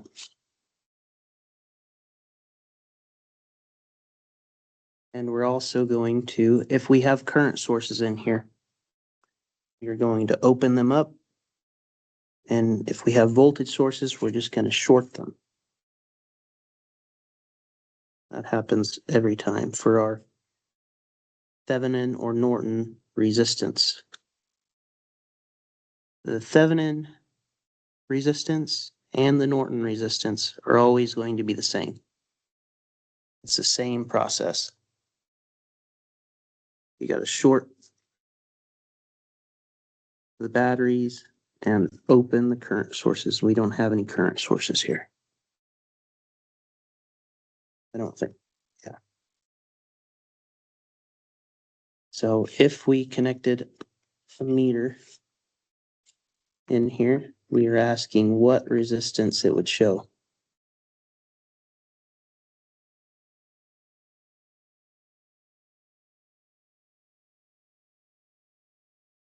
So if this was positive and that's negative,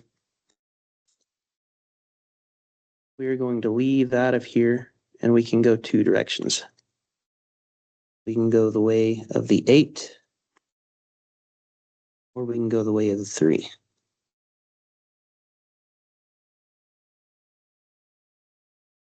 The 3 is going to return right back.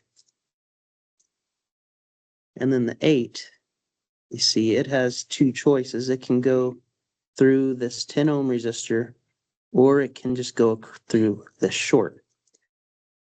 And no current is going to flow this way.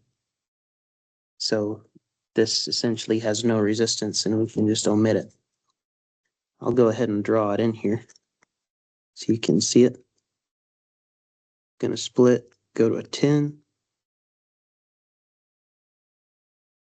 And then it's got that bypass. So this 10 ohm resistor is doing nothing. No resistance there. So RT, R Thevenin, R Norton, 1/1/3 plus 1/8.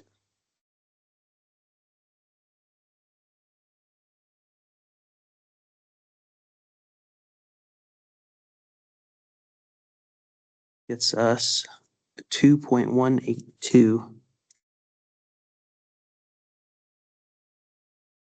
ohms.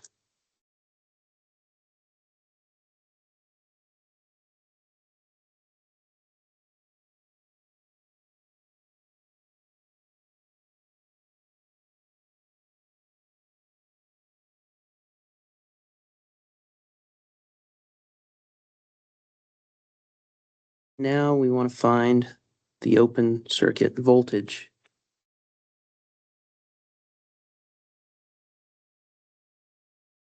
So we're going to put our sources back in.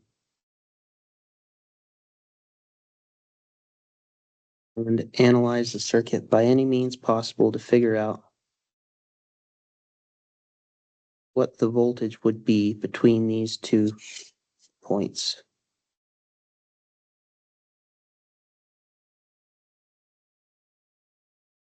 And what that polarity is.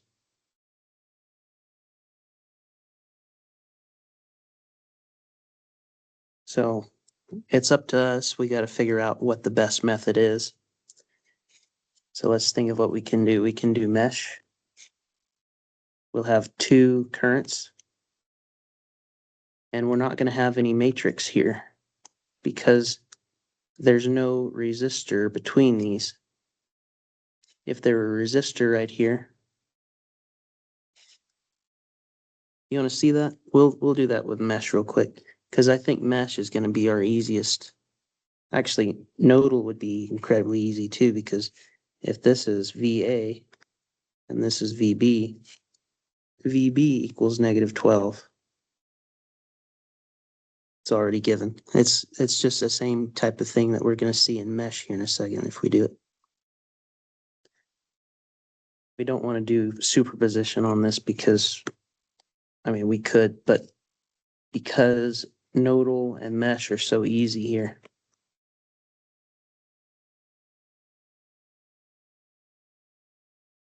We could also do a source conversion right here. We can force a source conversion over here. Bet you've never seen that. But put in a very small resistance right here. Call it 0.001 ohms. And you get some really hard numbers to manage, but you can source convert your way out of any problem. We're going to do mesh here. This is IA.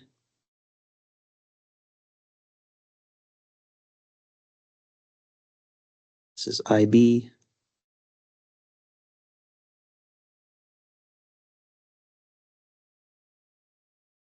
So for my IA equation, I'm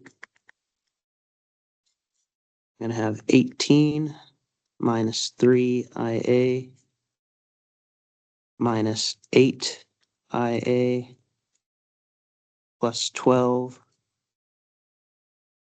equals 0.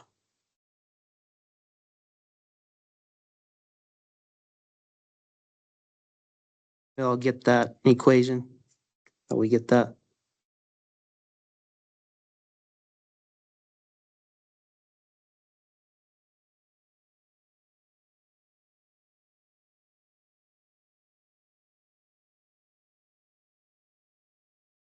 since there's no resistor it. right here.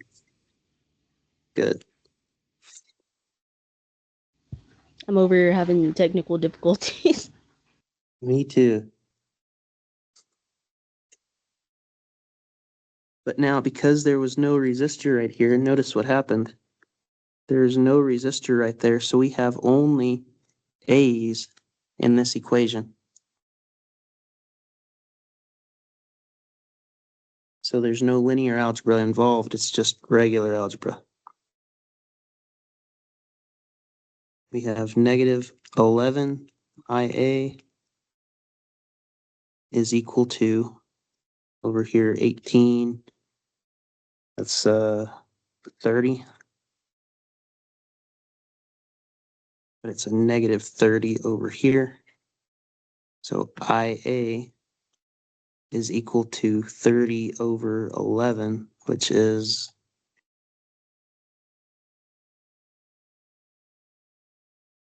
2.727 amps.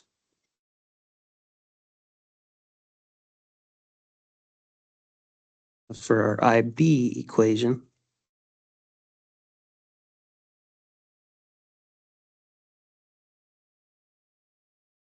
we're going to see negative 12 minus 10 IB equals 0. So negative 10 IB equals 12. IB is equal to negative 12 divided by 10, which is 1.2, I think.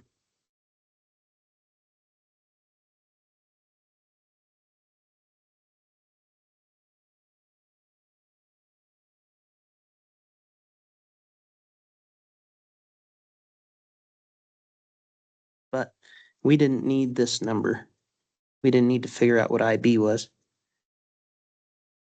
So this was all unnecessary. But you see how easy it is. If you ever see that you don't have a resistor right here, it becomes very simple. And also, we don't have a resistor right here, which means that IB, or VB, if this is VB up here on this node, VB is just negative 12 because there's no resistor.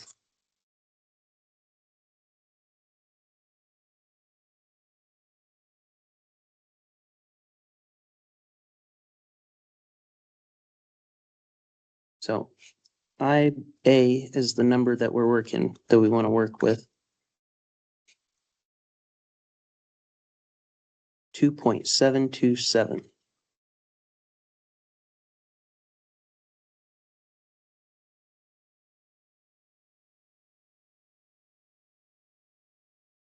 So this current is going through this resistor. 2.727 times 3 ohms gives us a voltage of 8.181 volts. So we're looking for the voltage between this point and this point, which is also the voltage between this point and this point. So right here, we know that the voltage, right here, we're at positive 18 volts. Up here, 18 minus 8.181.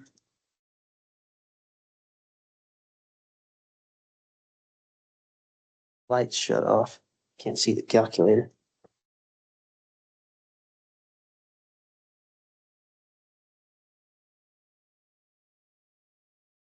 $18 minus 8.181 gives us a voltage up here of 9.819 volts, which is also the voltage right there with respect to 0. So V Thevenin 9.819 volts.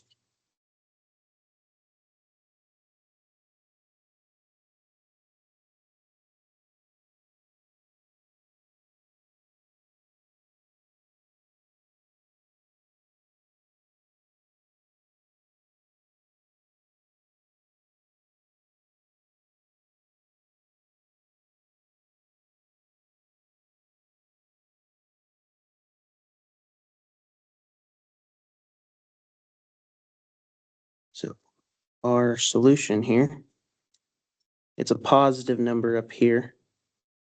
Positive 9.819, so it's positive on the top. You gotta keep your, if this is point A and this is point B, your equivalent is gonna look like this, positive.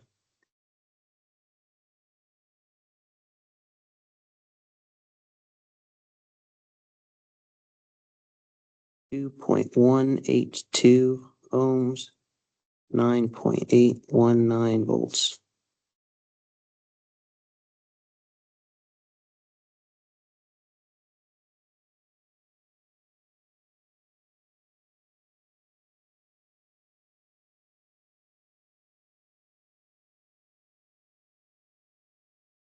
If you were to get in Fallstad and build this circuit, leave this resistor out, you would see that the voltage here at point A with an open circuit is going to be this number.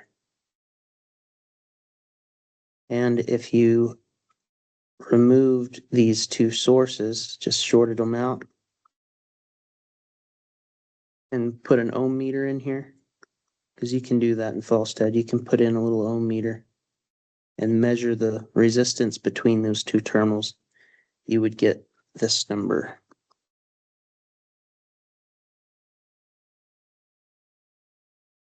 So there was your solution. Does that all make sense?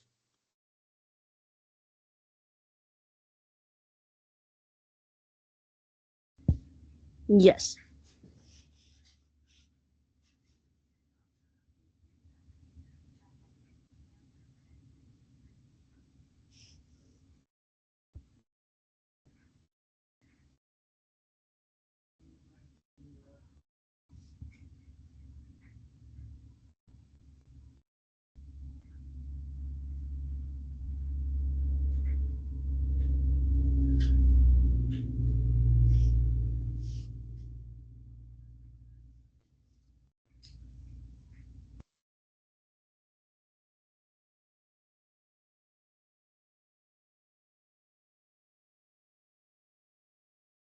Same process.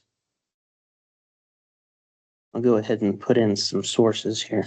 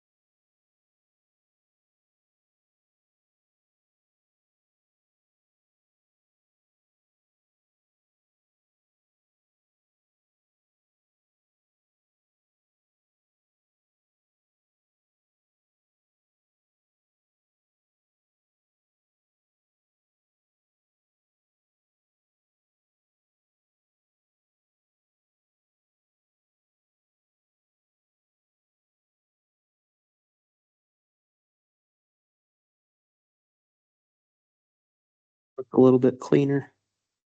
And this is the circuit we're dealing with.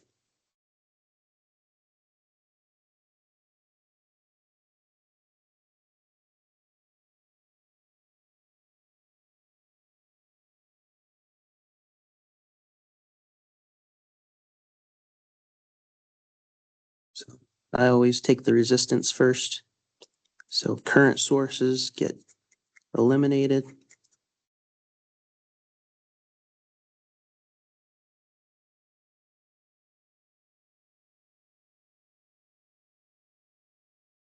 and voltage sources get shorted.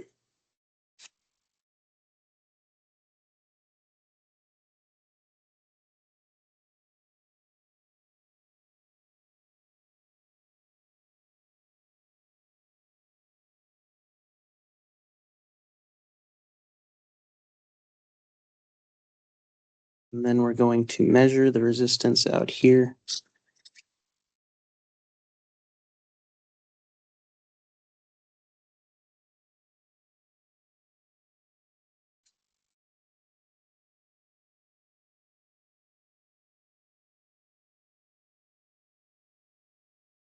We're gonna leave the positive terminal over here, flow through the circuit, get to this point.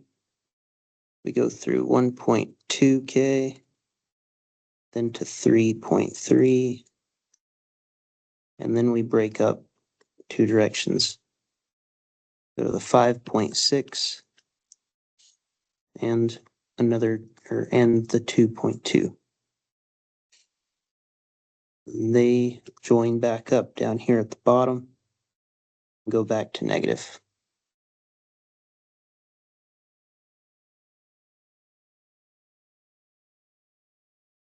So total, well, our Thevenin or Norton resistance is going to be 1.2 plus 3.3 plus 1 over 5.6, 1 over 2.2.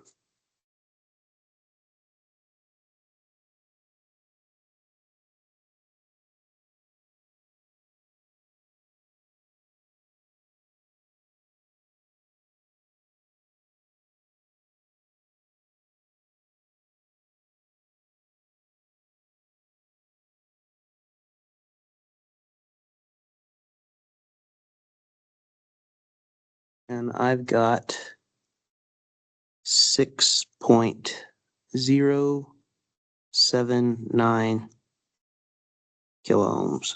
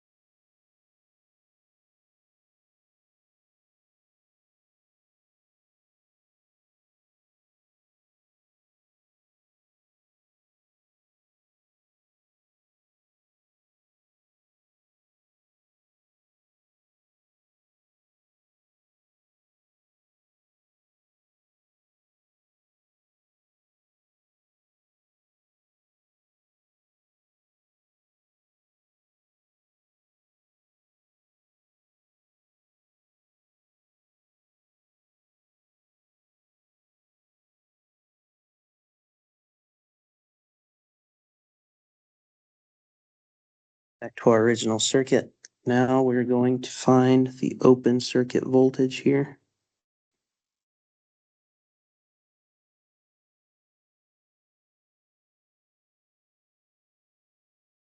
And we'll consider the options. If we did nodal, we've got two nodes.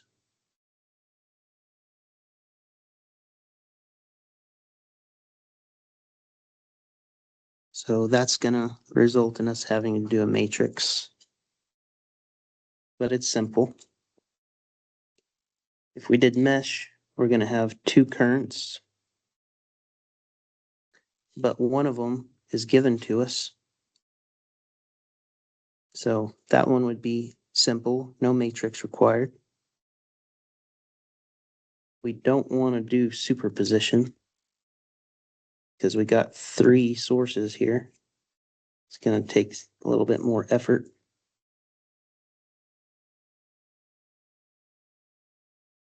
You could source convert this, and source convert this. well, you wouldn't source convert that. You'd turn these into current sources and then combine all of your, well, that's in series.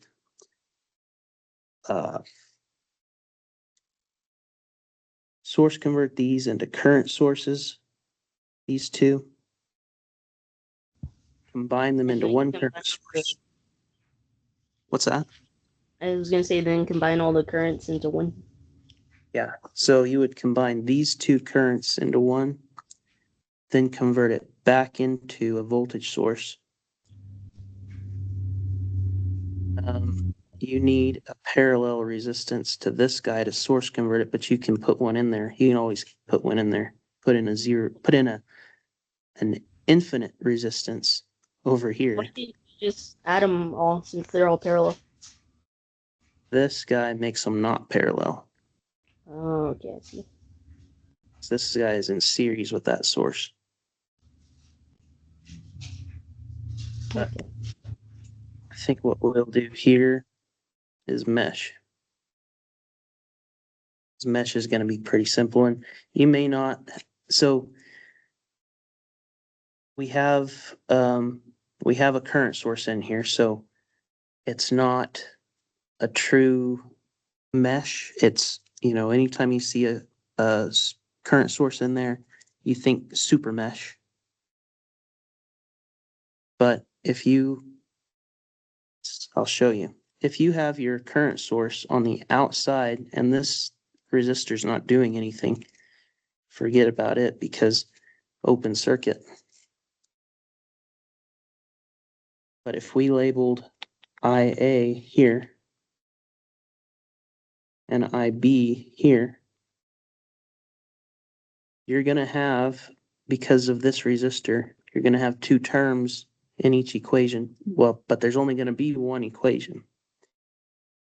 Because what is IB?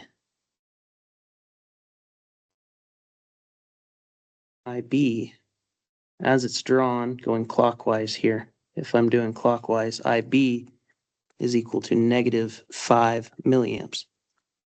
So when you go through and you do your IA equation, you can immediately substitute your positive 5.6 K IB for 5.6 K times -5 milliamps. So it makes this one easy. So go ahead and do that. Maybe it'll be easier to see it when I do it.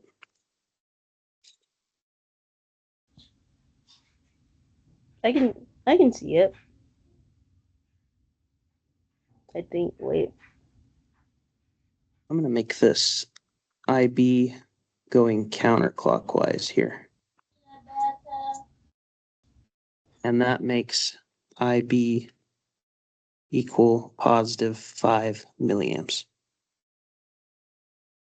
Now, I'll do my mesh on my IA loop.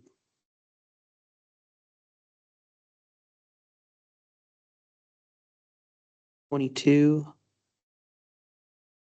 minus 2.2 K IA minus 5. We'll put it down here.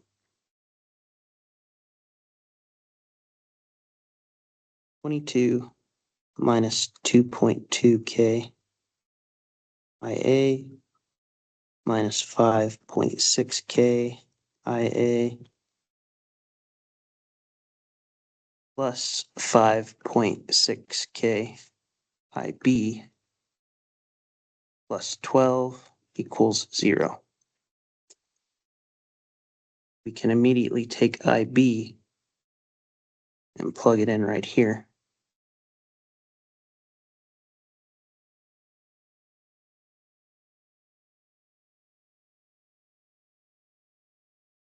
So that multiplication is going to equal 28.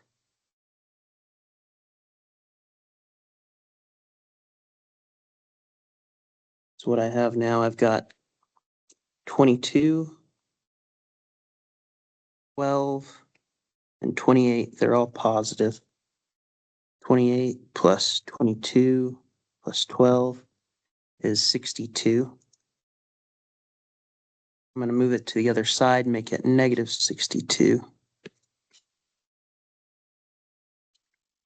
And the only thing we have left in this equation are A terms, two of them. 2.2 plus 5.6 is 7.8.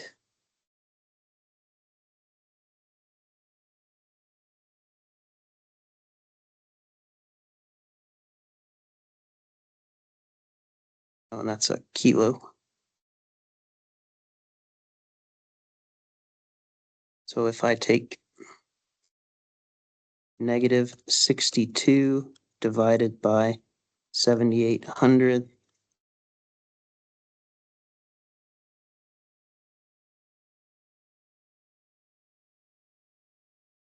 I get IA to be negative 7.949 milliamps. Oh, but I made a mistake. If IB is going down and IA is also going down, they're both positive on the top, negative on the bottom.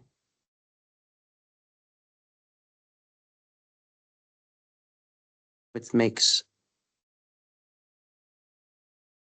this term also negative down here. So sure you put that in negative, and that makes that be negative 28. So this is, I messed up here.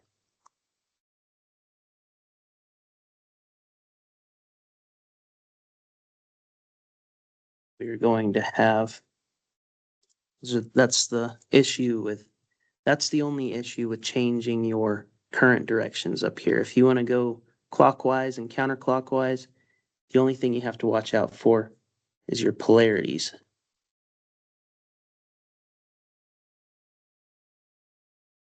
So 22 plus 12 minus 28 is equal to 6. Positive 6 over here. So 6 minus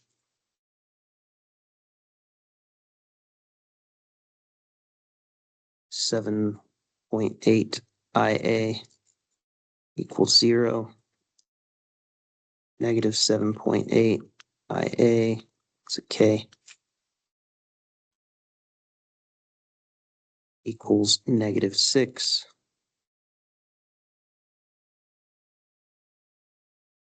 And 6 divided by 7,800 is equal to, it's the same number, just a, is it? Can't remember. No, it's different. IA is equal to 769 microamps, positive number.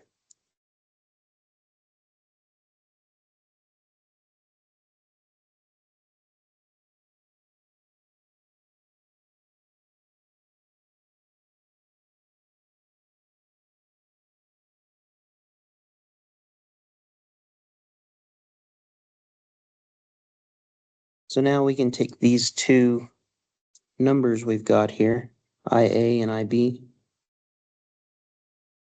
However you want to go about doing it.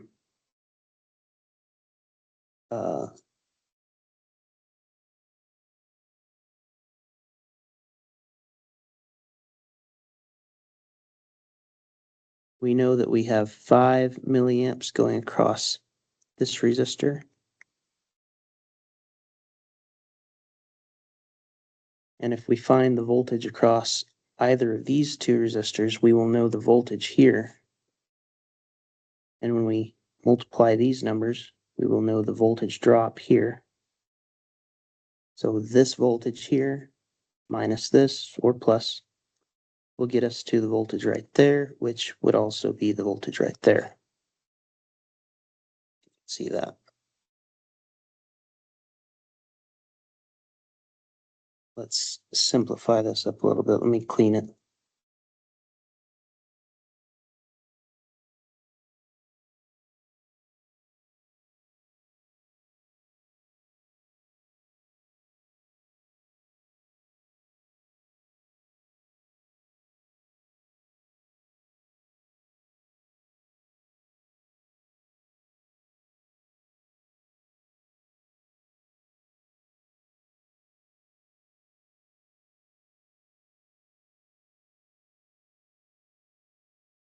We have 5 milliamps going through here.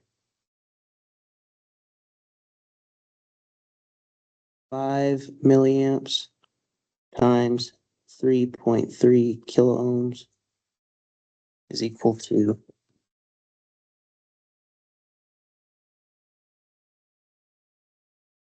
16.5 volts.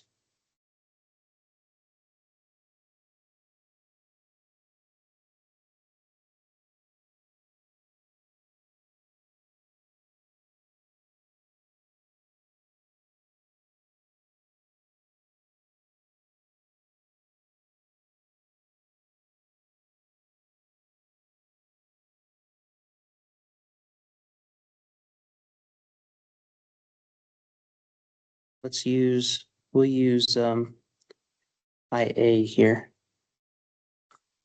769 microamps.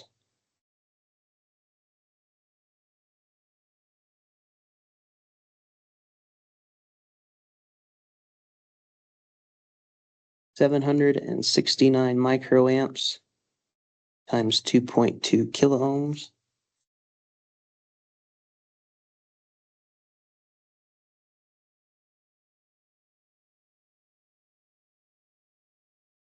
is equal to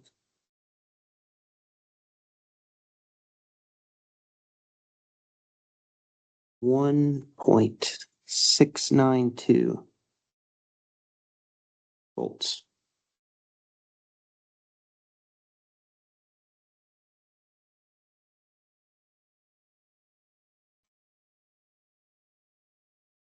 So the voltage right here is 22 volts.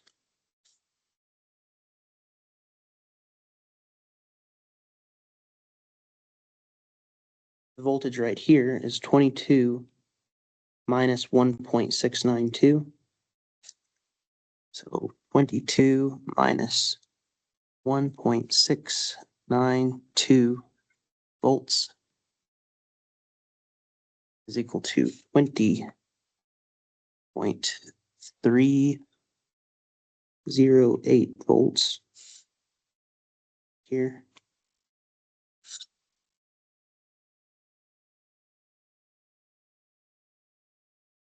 Right there. Now, if we add 16.5 volts, we will get the voltage right here. Plus 16.5 gets us to 36.808 volts.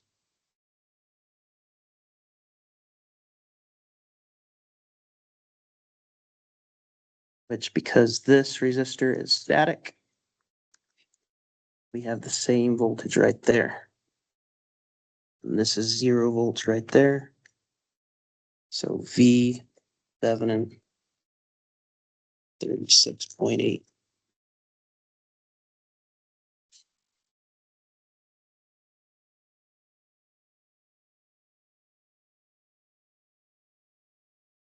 That was a lot more complicated than I was thinking it would be.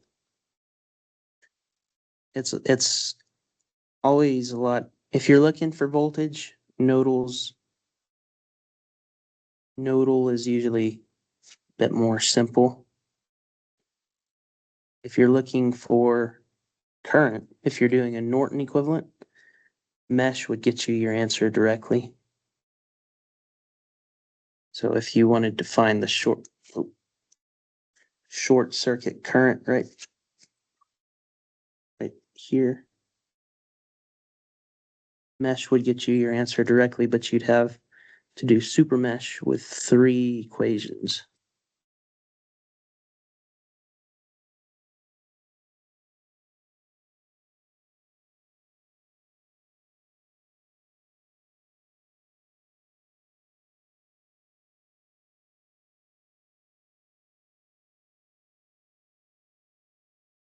That all makes sense, or should we do it a different way? It makes sense. Makes sense. Yeah.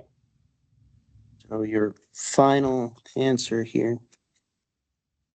This is a positive 36 volts up there. So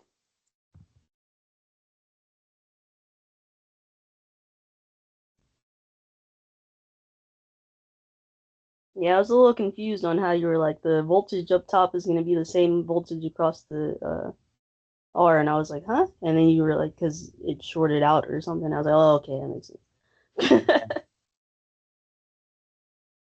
yeah, this when we're doing an open circuit voltage,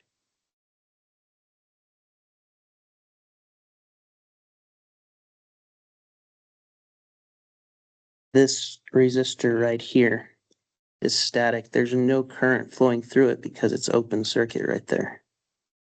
So whatever voltage you have here, you're also going to have right there because there's no voltage drop across this. Okay. If you were doing Norton, then you would have voltage drop across that. That makes sense.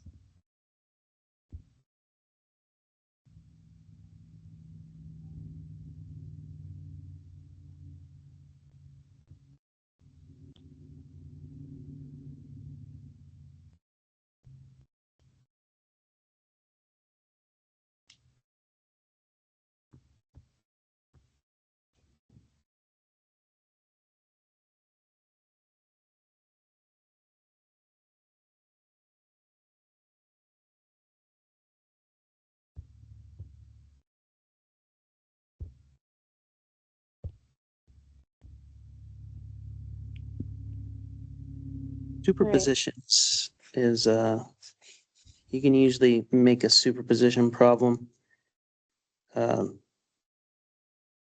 pretty clean to follow.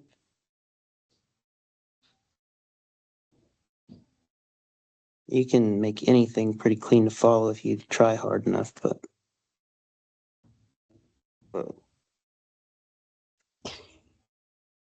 I cannot get this thing to move now.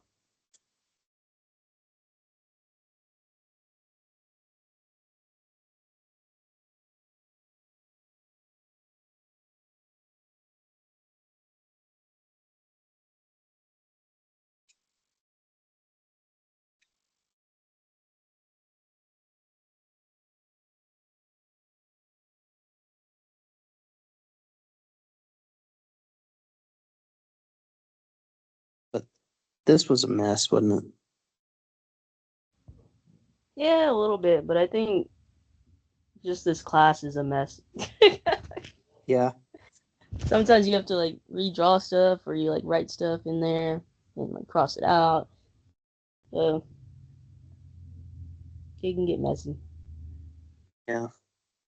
Look, But thinking back on it, yeah, if I were gonna do it again, I would have done, in hindsight, just do nodal. Nodal here and nodal here.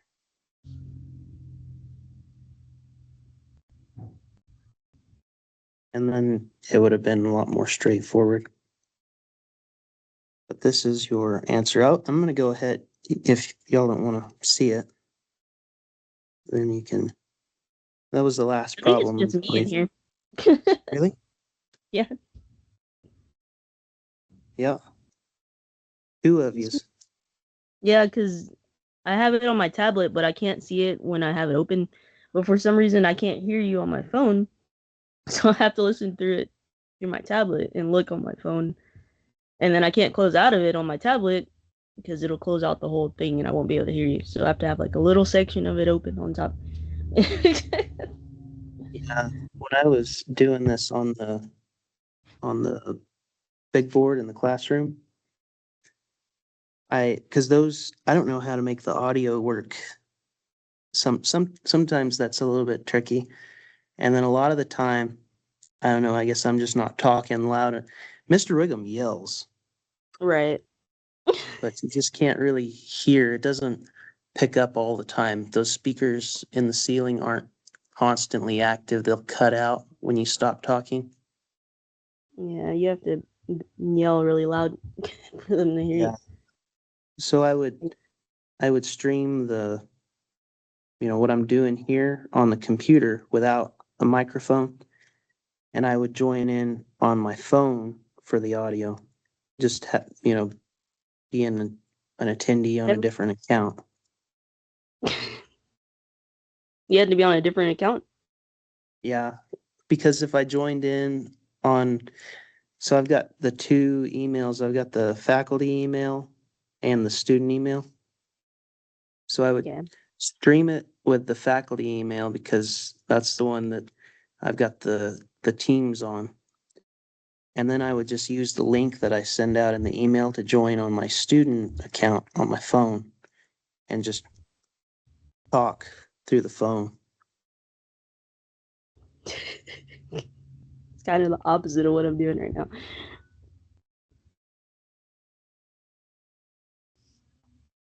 I'm Whatever gonna I do this figured out. with Nodal real quick.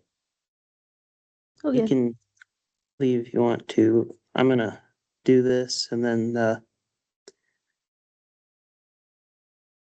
don't know if anybody wants it, then I'll send it out to them. All right. I'll look.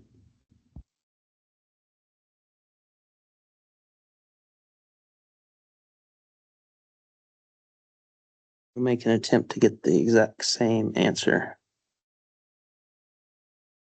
I know these are right. I've got my old homework here next to me. The way I did this problem was I did source conversions. But I've got the same numbers, 36.806 and 6.08K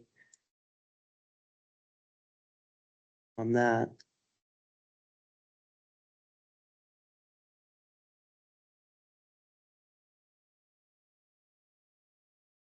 A little here.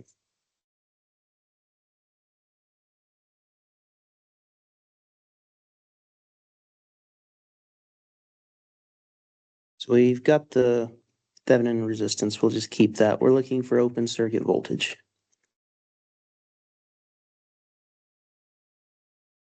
We've got two nodes.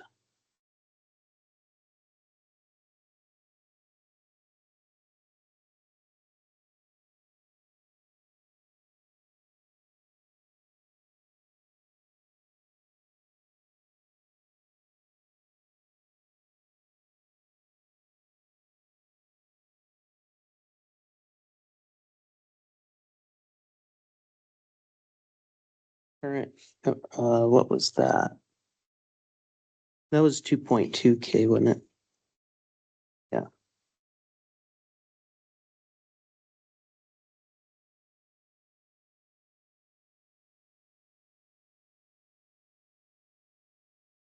Current flowing down through here. It's going to be the difference in voltage across that resistor. VA minus 22 over 2200.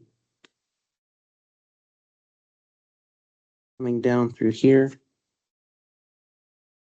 VA plus 12 over 5600. And going out this way, VA minus VB over 3300. So we're going to have 1 over 2200 plus 1 over 5600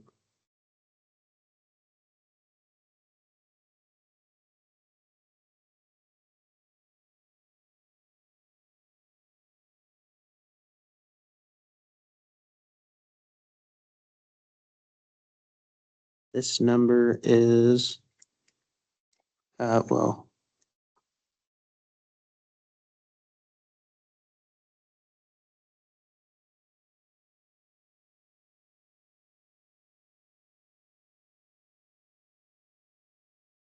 this is a negative number here.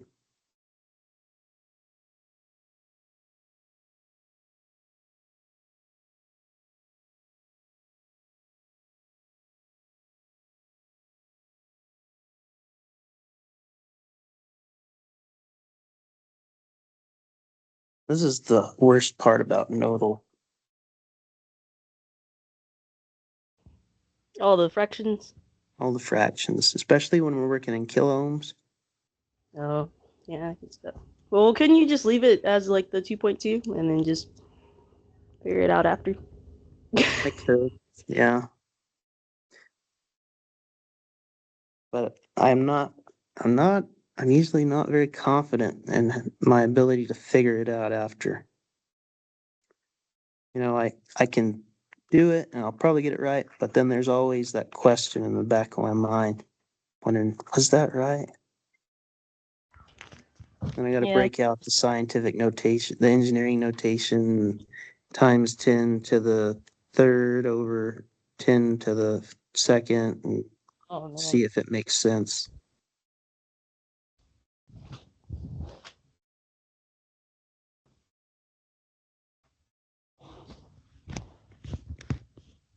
And then having to do a matrix. I never did like having to do that.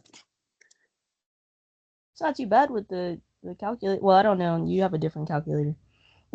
Yeah. Yeah. I mean, it's an easy process, but it's way too easy for me to Mess up. mess something up. Yeah.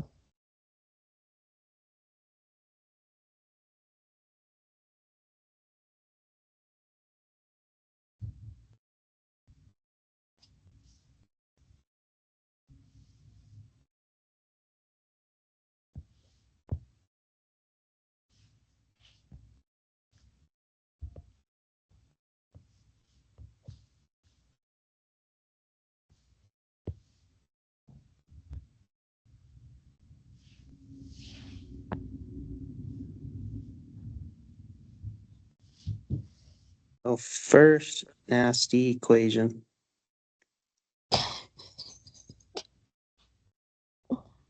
Okay. for VB, we're gonna have nothing going there. We have -5, because if I'm saying it's going down, that's coming up, I'm gonna write it as -5 milliamps plus VB minus VA over 3,300. So I'm gonna have -1 over 3,300 VA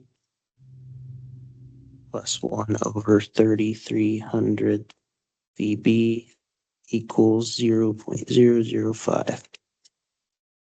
Second, slightly less nasty equation. All right.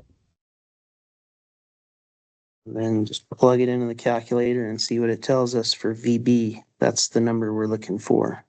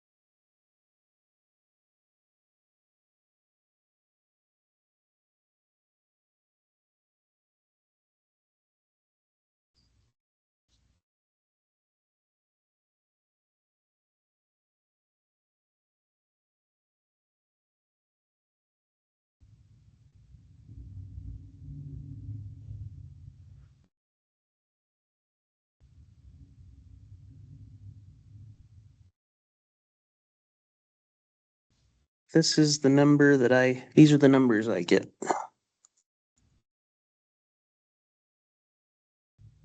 20.308 volts, and VB is 36.808 volts, which is what we got there. Oh, yep. It was the same amount of effort either way you did. Yeah, but this was a little bit cleaner. You learn a little bit more doing it the hard way sometimes. Yeah, If you're for using those currents, you got to figure out what you got to figure out.